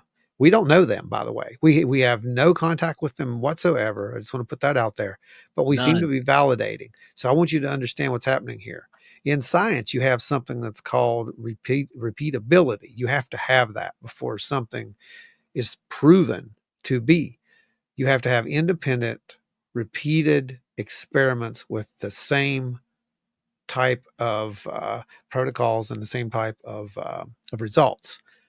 We've shown that the results are independent and that they seem to be the same kind of thing that's happening here. Now we don't Yeah. know their protocols, so we can't replicate that because no one's really sit down and written out a protocol for everybody to follow. What I would like to do is exactly that. I would like to sit down, create a protocol, and send it out to the collective members and have them go through this, record that data independently without us knowing, anything, and then meeting at a certain time and going over that data. Either this happened or that happened or nothing happened, And of course, we'd have to have a control as well where someone did literally nothing. But that's how you do this. That's, to me, what we saw out there was beyond a coincidence. I don't know how to explain it. I still can't explain it, but it means something. And I just don't know what it means. Dave says one thing I'd like to point out is it's not uncommon that when we go looking for something, results often appear. When we don't, it doesn't happen nearly as often. Well, that's true, Dave. You got to look to find, but we've also found out that when we go out looking for subject whatever, A, B usually shows up. Or if we go out looking for B, sometimes A will show up. It's like it changes the channel. And I've gone out if I know that we have a particularly clear night here. I live up on top of a mountain. I will just go outside, look up. If I don't see anything in the first, I pull a. I have the now anymore. I've kind of got the patience of the guy that did. Oh gosh, the guy that wrote the books about ancient alien theory. What was his name, Ron? You talking about Von Daniken? Yeah. Oh, Von Daniken? Yeah. I have the patience of Von Daniken when I go out and look at the sky anymore. Nothing's happened. I'm going in. So I'll go outside and I'll glass in the sky for a minute. If I don't see anything, I go in because it's cold. And I'm normally out there barefoot. You got to remember, man. But then I'll go out there. There was that one night, which I've still got to get that footage up for you guys. The one night that I go out with my son. Yeah. And he's like, "What are you doing, Daddy?" I was like, "It's a clear night. You want to go look for UFOs?" And he was like, "Yeah, let's do it." So, and he was up late. He fell asleep in the evening and ruined the night schedule. So I wrapped him up in a blanket and I said, "You stand right here and you watch my phone and you take pictures with my phone." And he was like, "Okay, Daddy." So we went outside and we're glassing. Sure enough, boom, boom, boom. And I was like, "Hey, look at this one. See that? That's an airplane, right?" And he's like, "Yeah." And then I went back up. "That's not an airplane. That's an airplane. That's not an airplane." And he was like, "Is that a UFO?" And I was like, "Yeah." He's like, "Does it have aliens on it?" I said, "Maybe. I don't know." And he's like, "I think there's aliens on it, Daddy." That's just great. But, the timing, and it's what you're saying. When we first started this, it seemed like you could go out there and just, it seemed like you became more familiar with whatever this was, or it maybe became more familiar with how you were going to react, or vice versa. But you have to keep in mind that sequence that I showed on there where the orange thing right before that, I literally just picked that psionics up. You hear it turning on. You hear the power up. That's the power up sign, the signal. When I do that and point it up there, it is no more than just less than a minute that thing comes into view. I don't know how to explain that. I don't know how they explain that. How was it that I was on the trail out there, and we just happened to look down and see, that thermal signature a few years ago, just happened to look down in there and there's this humanoid thing, gigantic thing standing down there. What? That doesn't happen. It did. It did, and it was recorded. So there's a receipt. I don't know. Yeah, there is. Story. There's a No, receipt. It's a strange story. The story is so strange that it's almost like, do you really want to tell that? I don't care anymore. Yeah, I'll tell it. Here it is. This is the story. It's going to get a little weird. Nikki says, "I live 10 miles out from the NASA Space Coast. I'm going to start this project of beaming a flashlight into the sky and see what happens. There are proposed ley lines and Indian mounds here." Oh, there's a lot in your area, especially the mounds. Mm-hmm. Yeah. Yep. Indeed. That's right. Don't hold us accountable for whatever happens. No, I don't know. I don't know. I don't know what happened to you. Now, Who? I don't remember. so Steve, where would you like to go next? Like, I know we've already got one spot that we want to take you to, but where would you like to go next, where we could go and check some stuff out and do some research together? Get you back out in the field with us and some gear in your hands. Boy, I guess anything in the general um, south of Point Pleasant. Okay. You know, Gallipolis, South Gallipolis. And yeah, that just seems like, you know, the first, my ex-wife and I, we were, I went to the 2006 Mothman Festival. And I was trying to find out where, you know, John Keel talked about this 5 Mile Creek Road. Yeah. And of course, Keel was always kind of vague about where he was looking at these things, because he knew that guys like us would be going down there bugging people saying, hey, you seen any UFOs lately? You know? And Right. so I found from Jeff Wansley and another guy, he told me how to kind of find that general area. And he said, I thought he was joking. He said, don't get lost in them hollers down there. Well, guess who got lost in them hollers down there? Me. And the gas gauge is going low. And I'm thinking, my wife, I'm thinking, oh God, if we run out of gas in the middle of nowhere down here, she's never going to let me forget it. So that whole general area down there, that's where Keel, Mary Hire, and other people would go down there, and they would see all kinds of bizarre lights going overhead during the era of the Mothman prophecies. So I guess anywhere down there would be absolutely fascinating to try to see what we could see. And also there's a Camp Conley Road. That's a road that was kind of borders the southern end of the so-called TNT area. And the Lilly family, if you read the Mothman prophecies, they experienced just all kinds of bizarre stuff. They knew that when their TV was acting up, that strange lights were going on overhead. And that the night that the bridge collapsed, December 15th, 1967, they saw all kinds of strange lights going overhead. So, you know, any place in that general area, I think would be fascinating. It's interesting that you bring up the TV, Steve, because I'm not sure if you saw the tail end of the last episode, not the one you were in, but the one before that. No, I did not. We have an old portable TV, an old CRT that we can pull out and take with us and power up on the road. And we wanted to test that because, you know, we knew about what the Lilly family had explained and their encounters. We wanted to put it to the test. And we did get a really weird tone that came across it. We're not sure exactly what it was, but could have been anything. It really could have been, because there was an antenna on this thing and it could have pulled whatever. But we definitely can put some of that old tactics back to use again. That would be really fun. Now, it would be really interesting, I think, to go into some of those older areas. But Ron and I, we did some driving out 5 Mile Creek. Okay. So my goodness. We've scouted 5 Mile pretty extensively. There's only 2 spots, and they're tiny. They're pull-offs. They're like 1-2 vehicle pull-offs. That's max that we could squeeze into and do some stuff. But yeah, we can give that a shot too. Get out there. It'd be fun. But we drove up and down those roads for hours, just looking, trying to see, well, okay, looking based off descriptions here.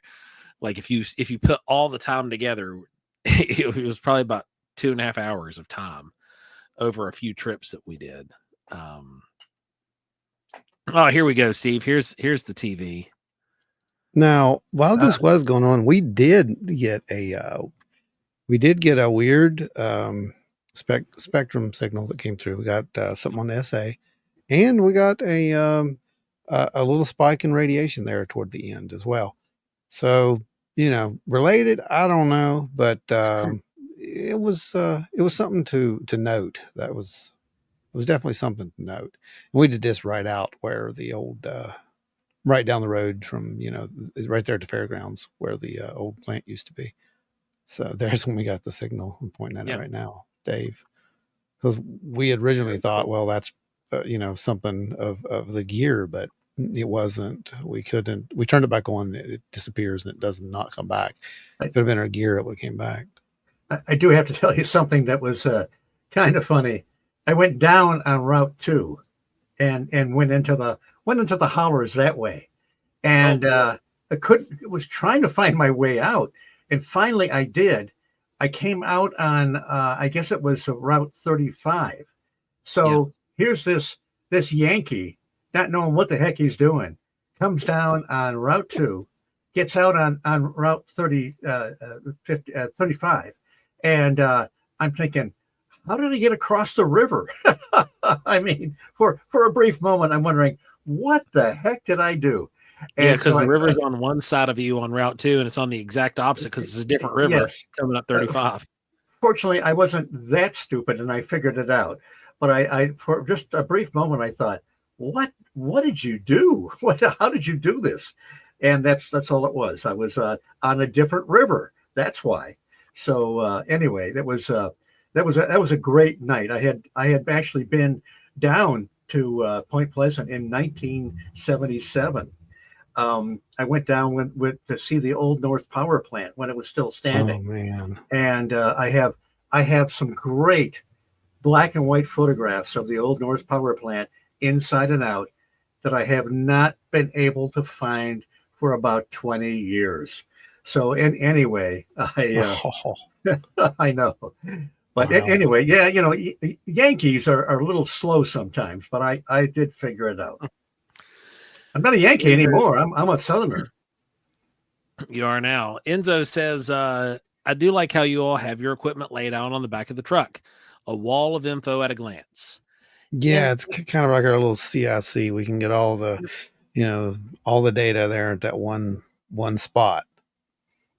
And it's nice because, I've got that full length topper, so we can set stuff on the tailgate and we can put stuff up on the top, on the tonneau cover, and it holds it because it's a framed tonneau cover. So it'll hold it. We can put a lot of gadgets out there and have a lot of tools and resources at our fingertips. We're about to put something really big out there, so just keep watching that. It's going to be interesting. And man, you guys have captured some amazing stuff. You really have. In front of me. I mean, so that I could see. It's something. I mean, it is something. It's interesting to me that, again, we capture some pretty good stuff, and a few of the videos have gone up quite a bit in views, and it's not so much about views, it's about who sees it. Yeah. And you're just hoping that the right person does see it, and it actually can be some kind of a contribution to the actual data sets that are taking place. And I can tell you that there are a lot of people who have seen this thing and they have no clue what it is. Linda asked, did we ever investigated the bunkers? A lot. Many times. Yep. Many times. Mm-hmm. We even had a workshop there where we let everybody who's in the chat right now investigate the bunkers. Oh yeah. A lot of guys were in here with that. And there was some stuff that happened, everything from disembodied voices to UFOs flying over. Not UAPs, UFOs flying over. Terry, who's just getting ready to jump off the show, he captured he had his psionics out and he captured a UFO right there on the fly. It was great. Yep. We verified it with 2. Yeah. 2 psionics. So, that was pretty telling right there. So we'll be doing that again, by the way, this year, folks. You want to stay tuned to when that's going to happen. We will be going back to the DNT area as a group, and we will be doing that little field trip again. So Mid Ohio said, did you share your data with the Tedesco brothers? Sure did, several months ago. People know, and that's about all we can say about that at this point. Yeah, I think I People touched know. base with them like mid-December. It was before Christmas. Mhm. People, some of the people you're thinking about, they know. So it's out there. It's just a matter of, is it relevant enough? I don't know. It doesn't show up on some of these other podcasts because it's, I guess we're not going crazy. We're not screaming and yelling and overreacting. And I think that that's what a lot of people want when you see this stuff. They want that kind of reaction. It's like, you're not getting it. We've we've seen weird stuff. I've seen weird stuff. It's been Yeah. documented at this point. It's and yeah, it gets exciting, but it's not something that's like, oh my God, it's gonna come get us. It's not like that. Did they have anything that would help with identification? No, because they don't even really have anything that really helps them with identification. They just know that something's happening. There's just something happening. I think that's the issue. There's something happening, and it's only validating each other's work, as someone wants to put it. Well, I'll just go ahead and tell you that we've already talked about that. That was Tom. So, you know, um, Mark said, have you ever checked ground vibrations or simply using magnetic compass in these events? We are actually building, we have a plan to build a device. The Mantis took precedence over building that, but I've got the plans drawn up to build a device with a diaphragm to be able to collect that data. we need a geophone, basically, to interface with this. We need to know local seismic activity. Yeah, there's ways that we can look for that wave, so to speak. Remember, I like to talk about it being like a boat on a lake. We're not seeing the boat sometimes. We just see the wake that it's creating, and a lot of times that's what we're trying to detect, is that wake, and that wake might show up as electromagnetic wave. It may show up as radiation, as Joe's found out multiple times now. um he kind of takes the radiation a lot, so Yeah. it happens. Yeah. But as to what this is, I just don't know. Again, there's a lot of people who want to know what it is, but I can't tell you what this is, only that there is something there. And again, you'll see on the last episode of Horizons, which should be at the end of this month. I think they're going to push it up. So you'll get to see that in about 3 weeks or something like that. Yeah, it's And the last week of this month. and it's a two-parter. It's a special two-part series. They're ending there for the season finale. And then we're going to go away for a little bit, but we're going to be over here, so Yeah, you you can will see keep. stuff here. Yeah, you'll get to see stuff that's Investigations are happening over moving here. here. Well, they always were. I mean, Yeah, Investigations where it was started. actually the program we did, except for Investigations will be a little expanded at this point with a lot more equipment. Yeah. A Back then, whole we lot only more had equipment. thermal and some Yeah, EMF, yeah, and a tri-field. whole lot more equipment. And Yeah. one of the things about getting you guys involved in this is, like we had Steve. We do get the people who are like, yeah, I don't ever see anything. Like, well, come out. Let's see what happens. Yeah. So you may get an invite at some point. And what would you say, Steve, if they get an invite? Should they take us up on that? Oh, listen. You've got to take that invite and keep your eyes open. Yes. Yeah, definitely. Keep your eyes open. Yeah. I know someone had said that they had seen a thunderbird in the background of the video, by the way, guys. And I did isolate that. I want to show that real quick, just in case they happen to come over here and see that. I told them we'd actually address this, and I'm going to address it really quick. But it's right here, actually, is where it's at. And what's really funny is, you won't hear any audio on this, but what's really funny is we're actually talking about, yeah, Steve's coming, and maybe he can watch over our heads. That way, nothing sneaks up on us.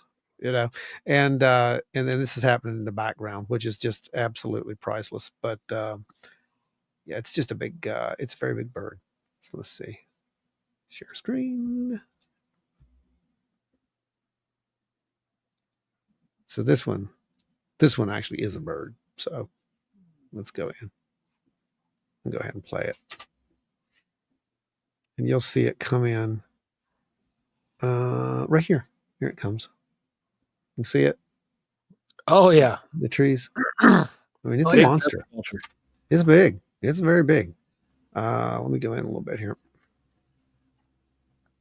Go in a little bit with it and go back. And we can zoom in.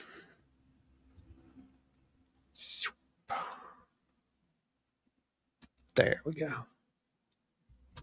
Yep, that's a turkey vulture. Is it? I thought it was a crane. Is it a turkey vulture? Are you sure the way it's flying?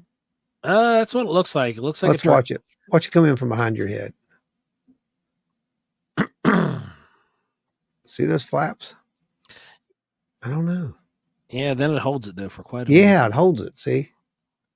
It has that glide to it. Those flaps, I don't think it's a turkey vulture. It's flapping too much. It might have been a big gray heron. Yeah, that's what it kind of looks like to me. And because there's a bunch of gray herons like this. Where we're at normally has water. Yeah, yeah.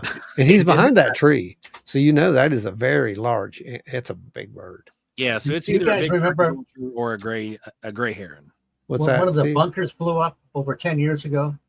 Yeah. Oh yeah, I remember that. Stored some explosives in there they shouldn't have, and it blew its top off. But somebody got a picture of that, a video in the aftermath. And we're looking at that in the Mothman Museum when it was across the street.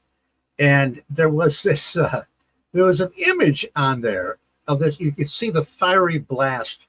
And I swear to God, we were looking at this, and it looked like an image of the Mothman or something, some kind of winged creature. So we're looking at this and thought, man, that really looks real. Well, they checked it out. And it turned out it was actually an image on the windshield of the car that they were taking the picture of. So, but I swear, it looked really good for a while. Yeah. But it wasn't anything more than a smudge. That is amazing. So you got to see something more than smudges this time, and I'm glad that we got to. Yes. Yeah. Got to help but I was saying that. they were not smudges on my eyeballs. Even though I'm an old gentleman and I do see things sometimes. But Enzo says, were those gunshots in the background at the beginning of the video? Yes, we were about a half a mile away from a shooting range. Yep, sure was. That closed at dusk, so that's why we were hanging out there until obviously after dark. Yeah, they completely quit, so they were actually law abiding too. So. Which was really cool. We did have somebody roll up on us and was very curious as to what we were doing with all that equipment out there. But, that turned out to be pretty interesting too. Yeah. But no, these things happen. I don't know. I think that if anything, it's an illustration to just keep your mind open. You don't have to believe everything you hear. There's a lot of people want to tell you what something is. There's so many groups, Facebook groups, and X accounts and YouTube, channels. They all want to tell you what something is. Yeah. The truth of the matter is, guys, we don't know what this is. Okay. And even if it were talking to us, we still wouldn't know what it was. So when you hear those people who are telling you, yes, this is this or that, and it's telling me, what it is, question it. Question it, because even if that's you and something is telling you that, question it, because you don't really have the proof, do you? I mean, that's the whole point. You don't have the proof. Contactees. Exactly. Yeah, exactly. And it's something you really got to look at. And if you want to reach out, if you want to talk about it, reach out. We don't share that data with the public. That's not something we do. And if you want to go forward, obviously here's the platform. We'll let you do that too. But if you just need to, bounce ideas off or try to figure it out, reach out. There's many who do. And we'll see what we can do for you as far as that goes. Our next big thing will be this weekend. If you're around, look us up. We'll be at OBC, Ohio Bigfoot Conference there in Salt Fork. We'll be on the third floor. We're going to be up on the party deck, baby. Third floor. Yeah. and we'll be stationed there right near Glenn, Mr. Glenn Adkins, and drop by, have a look at the goods, maybe pick something up, and help. I don't know, help us afford that $25,000 radar. No, I'm kidding. $25,000 Right. radar. I'm just messing with you guys. Or don't forget, I hear some very good word on the street that there will be some visitors arriving. Yeah, I heard that. I heard there's going to be some visitors, but yeah, drop by and have some fun with us. It's going to be good times. That is Saturday, by the way. If you're there early, we'll be there. We'll be going in tomorrow. So tomorrow evening, late, you'll be able to find us possibly running around, doing things. But yeah, look us up. We'll be there. We might have some gear or something. Who knows? It's going to be a miserable weekend. Might as well just drop by and talk to us. Yep. The weather's going to be terrible. And come hang out inside of the Bigfoot Festival. It's going to be a good time, guys. Oh, I think so. And then we're going to be going down to Nitro. We'll be doing the Project Odd thing here coming up. They should have a schedule up for you here real soon, from what I'm understanding. And I can tell you that we've put together the presentation, or I put together the presentation at this time with our data. You'll get to see that. You'll get to see us going over that. It'll be fun. You can ask questions. You can, whatever you do at those things. I mean, we have people who ask questions, and some people who just try to come up and tell us what stuff is, again, because they know. And no, you don't know. You weren't there. You don't know. Oh, and it's a moth. Yeah. Orange hawk. Or it's orange hawk. But here's the thing about that. To their credit, I will say this. Not everybody who comes up with that stuff is trying to be, like that. They're actually thinking that they know how this technology works. They don't. Some people do not know how this works unless you have one yourself. If you have a thermal, then you know what thermal signatures look like. If you have a night vision, then you know what they look like. If you have a full color night vision, you definitely know what something looks like. But a bird looks like a bird. Yep. A plane looks like a plane. We showed that multiple times now. And again, it just you just become familiar with what you're looking at, and you can rule out everything from there. Now, that doesn't help you figure out what it is. That just helps you figure out what it is not. Well, we were talking about this earlier on, and I wanted to kind of give you guys a visual. So before we leave, I'm going to pull these over for you. What you got? And it is it's what people think we're doing with the thermal technology. Just to give you guys some a peer through the looking glass, so to speak. It does look like Steve has Mothman ears. Oh yeah. It really does. That was cool. That was a neat effect. Yeah. That's my Mothman shower curtain. That's pretty neat. Backdrop of my studio. That's awesome, dude. Are they working, Joe? Yeah, I have several. Okay. Yours take longer than this, so don't worry. It's just at the end of the show. We'll get them. No, I'm just asking, are they working? Because you usually have issues with your... Oh, that new patch that they've done, it works out pretty nice. Oh, good. So here we go. It even lets me drop in multiples. Oh, my. So here we go. Now, folks who have watched paranormal TV and all that stuff, they think that this is what all thermals look like. This is a signature that they think. This is something that comes off of one of the old, affordable, $450, $500 FLIR models, right? Yeah. Then you've got the this one that everybody else thinks is what thermal infrared looks like. You guys recognize that from the Predator. Yeah, it don't look like that. It doesn't look like that at all. No, it doesn't. This is more in line with what it looks like. Yeah, it's pretty accurate. That's very accurate. See where the stitches are on these jackets. Mm-hmm. Mm-hmm. This, as you can see in the bottom, that's June 2016. Mm-hmm. That is first generation thermal technology. Yep. This is third generation thermal technology. Yep.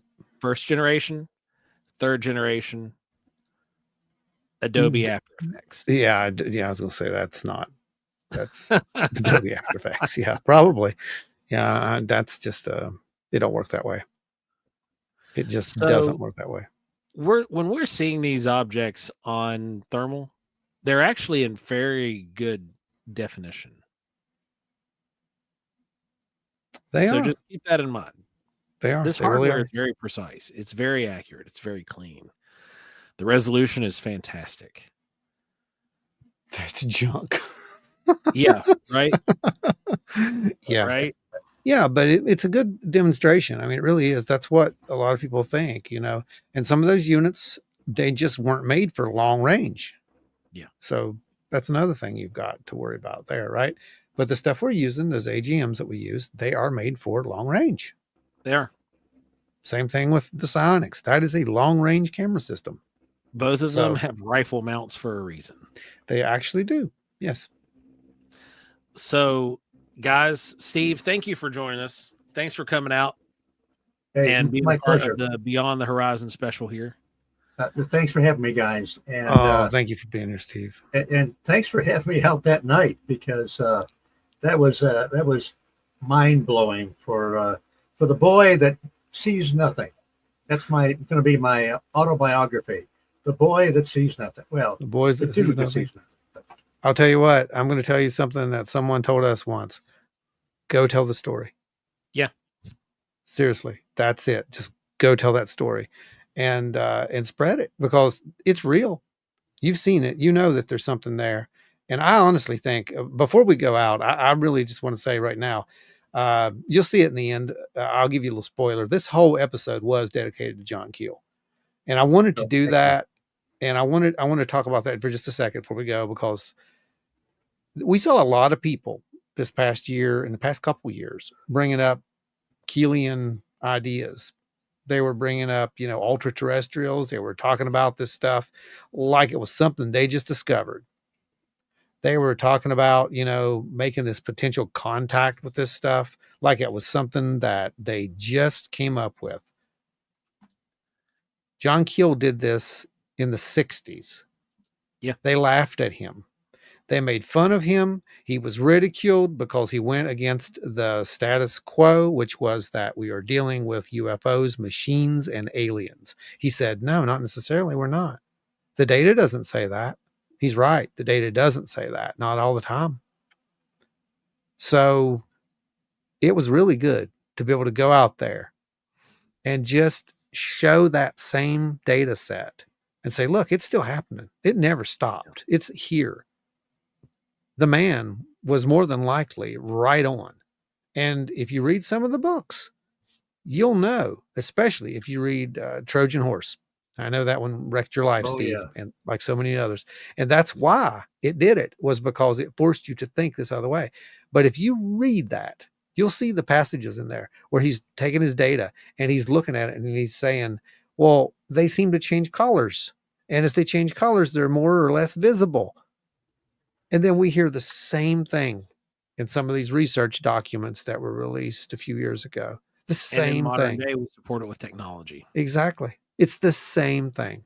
So if we did anything, I really hope that we validated this man's work, and that some part of that means something. That's all I could hope for. I would love for someone to be able to do that for us at some point in the future, because it kind of seems like that's what happens. No one pays attention until you're not there anymore. But we're going to make you pay attention. I just want to put that out there, because, I think Jimmy Buffett said it best, I'd rather die while I'm living than live while I'm dead. Well, we're going to live. We're going to live, and we're going to make sure that people are kind of sick of hearing about what we keep showing you, because it's real and it deserves to be seen. Yeah. And that's pretty much it. There's no ego involved in that. It's just that we have to get this out. People have to see it, and you have to also get on board with this. Go out and do those independent research steps yourself. We'll help you do that. We're going to figure this out as a community. If no one wants to listen to us, we'll listen to ourselves. We'll meet, we'll talk about it. And pretty soon someone's going to take that serious and they're going to be like, okay, what do you got? But when That's I do my podcast, when just talking to people one-on-one, I can barely choke out 2 or 3 sentences without mentioning John Keel, because he really focused this. I mean, he was the guy that nailed this. 100%. And now you can say, look, it's not just a theory. It's not just words. Yeah, you've seen it's it. not just John Keel. It's you've seen it in operation. Steve Ward was there. That's right. You've seen it in operation. You've seen the same modalities that took place. And for lack of a better word, this really was contact. Let's just call it for what it was, and throw that on the table, because that's the discussion we're going to be having on the next episode of this, because that's where this is going. Indeed. Very good. Well, guys, thanks for hanging out with us. Steve, thanks for joining us. We really appreciate that you met up with us there at Cornstalk and were able to do this investigation with us. We're going to get back out in the field again. It'll hopefully be a little bit warmer next time. We will definitely be back with you guys next week right here, 8 p.m. Eastern. If you are going to be in the area of Salt Fork, Ohio, please come out and hang out with us. Good night to everyone. Joe and Ron, see you at OBC. We will see you there as well, Jen. And again, anyone else who's coming out to OBC, come track us down. We're going to be up on the very top mezzanine. It's the party deck, as we like to call it. Come up there, hang out with us and Glenn Atkins and a few other folks. I don't know who else is going to be up that way with us, but I know it's going to be us and Glenn. So you're guaranteed to have a very awkward good time. And Mark says Steve is the best to represent the state's cryptids. Thanks, Mark. I appreciate it. Agreed. And guys, again, we appreciate each and every one of you guys come out every week and hang out with us here and give us your Thursdays and sit and listen to the ramblings of 2 madmen from, West Virginia. And thank you. Yeah, absolutely. Hit those likes, and shares and all that stuff. Let's keep this thing going. Yes. We got a lot of work to do. We've definitely got to get back out there here soon. Stuff is moving. Stuff is in the air. We're moving. Things are going the right ways. So they're invisible, I hear. Right? Did there? So I did. Yep. Yeah. Okay. So guys, thank you again. We appreciate you. And remember, if you do happen to find yourself hanging out in Salt Fork, just keep an eye out for Zorp and Cargon, please. Those guys are trouble. Stay wild and weird, everybody.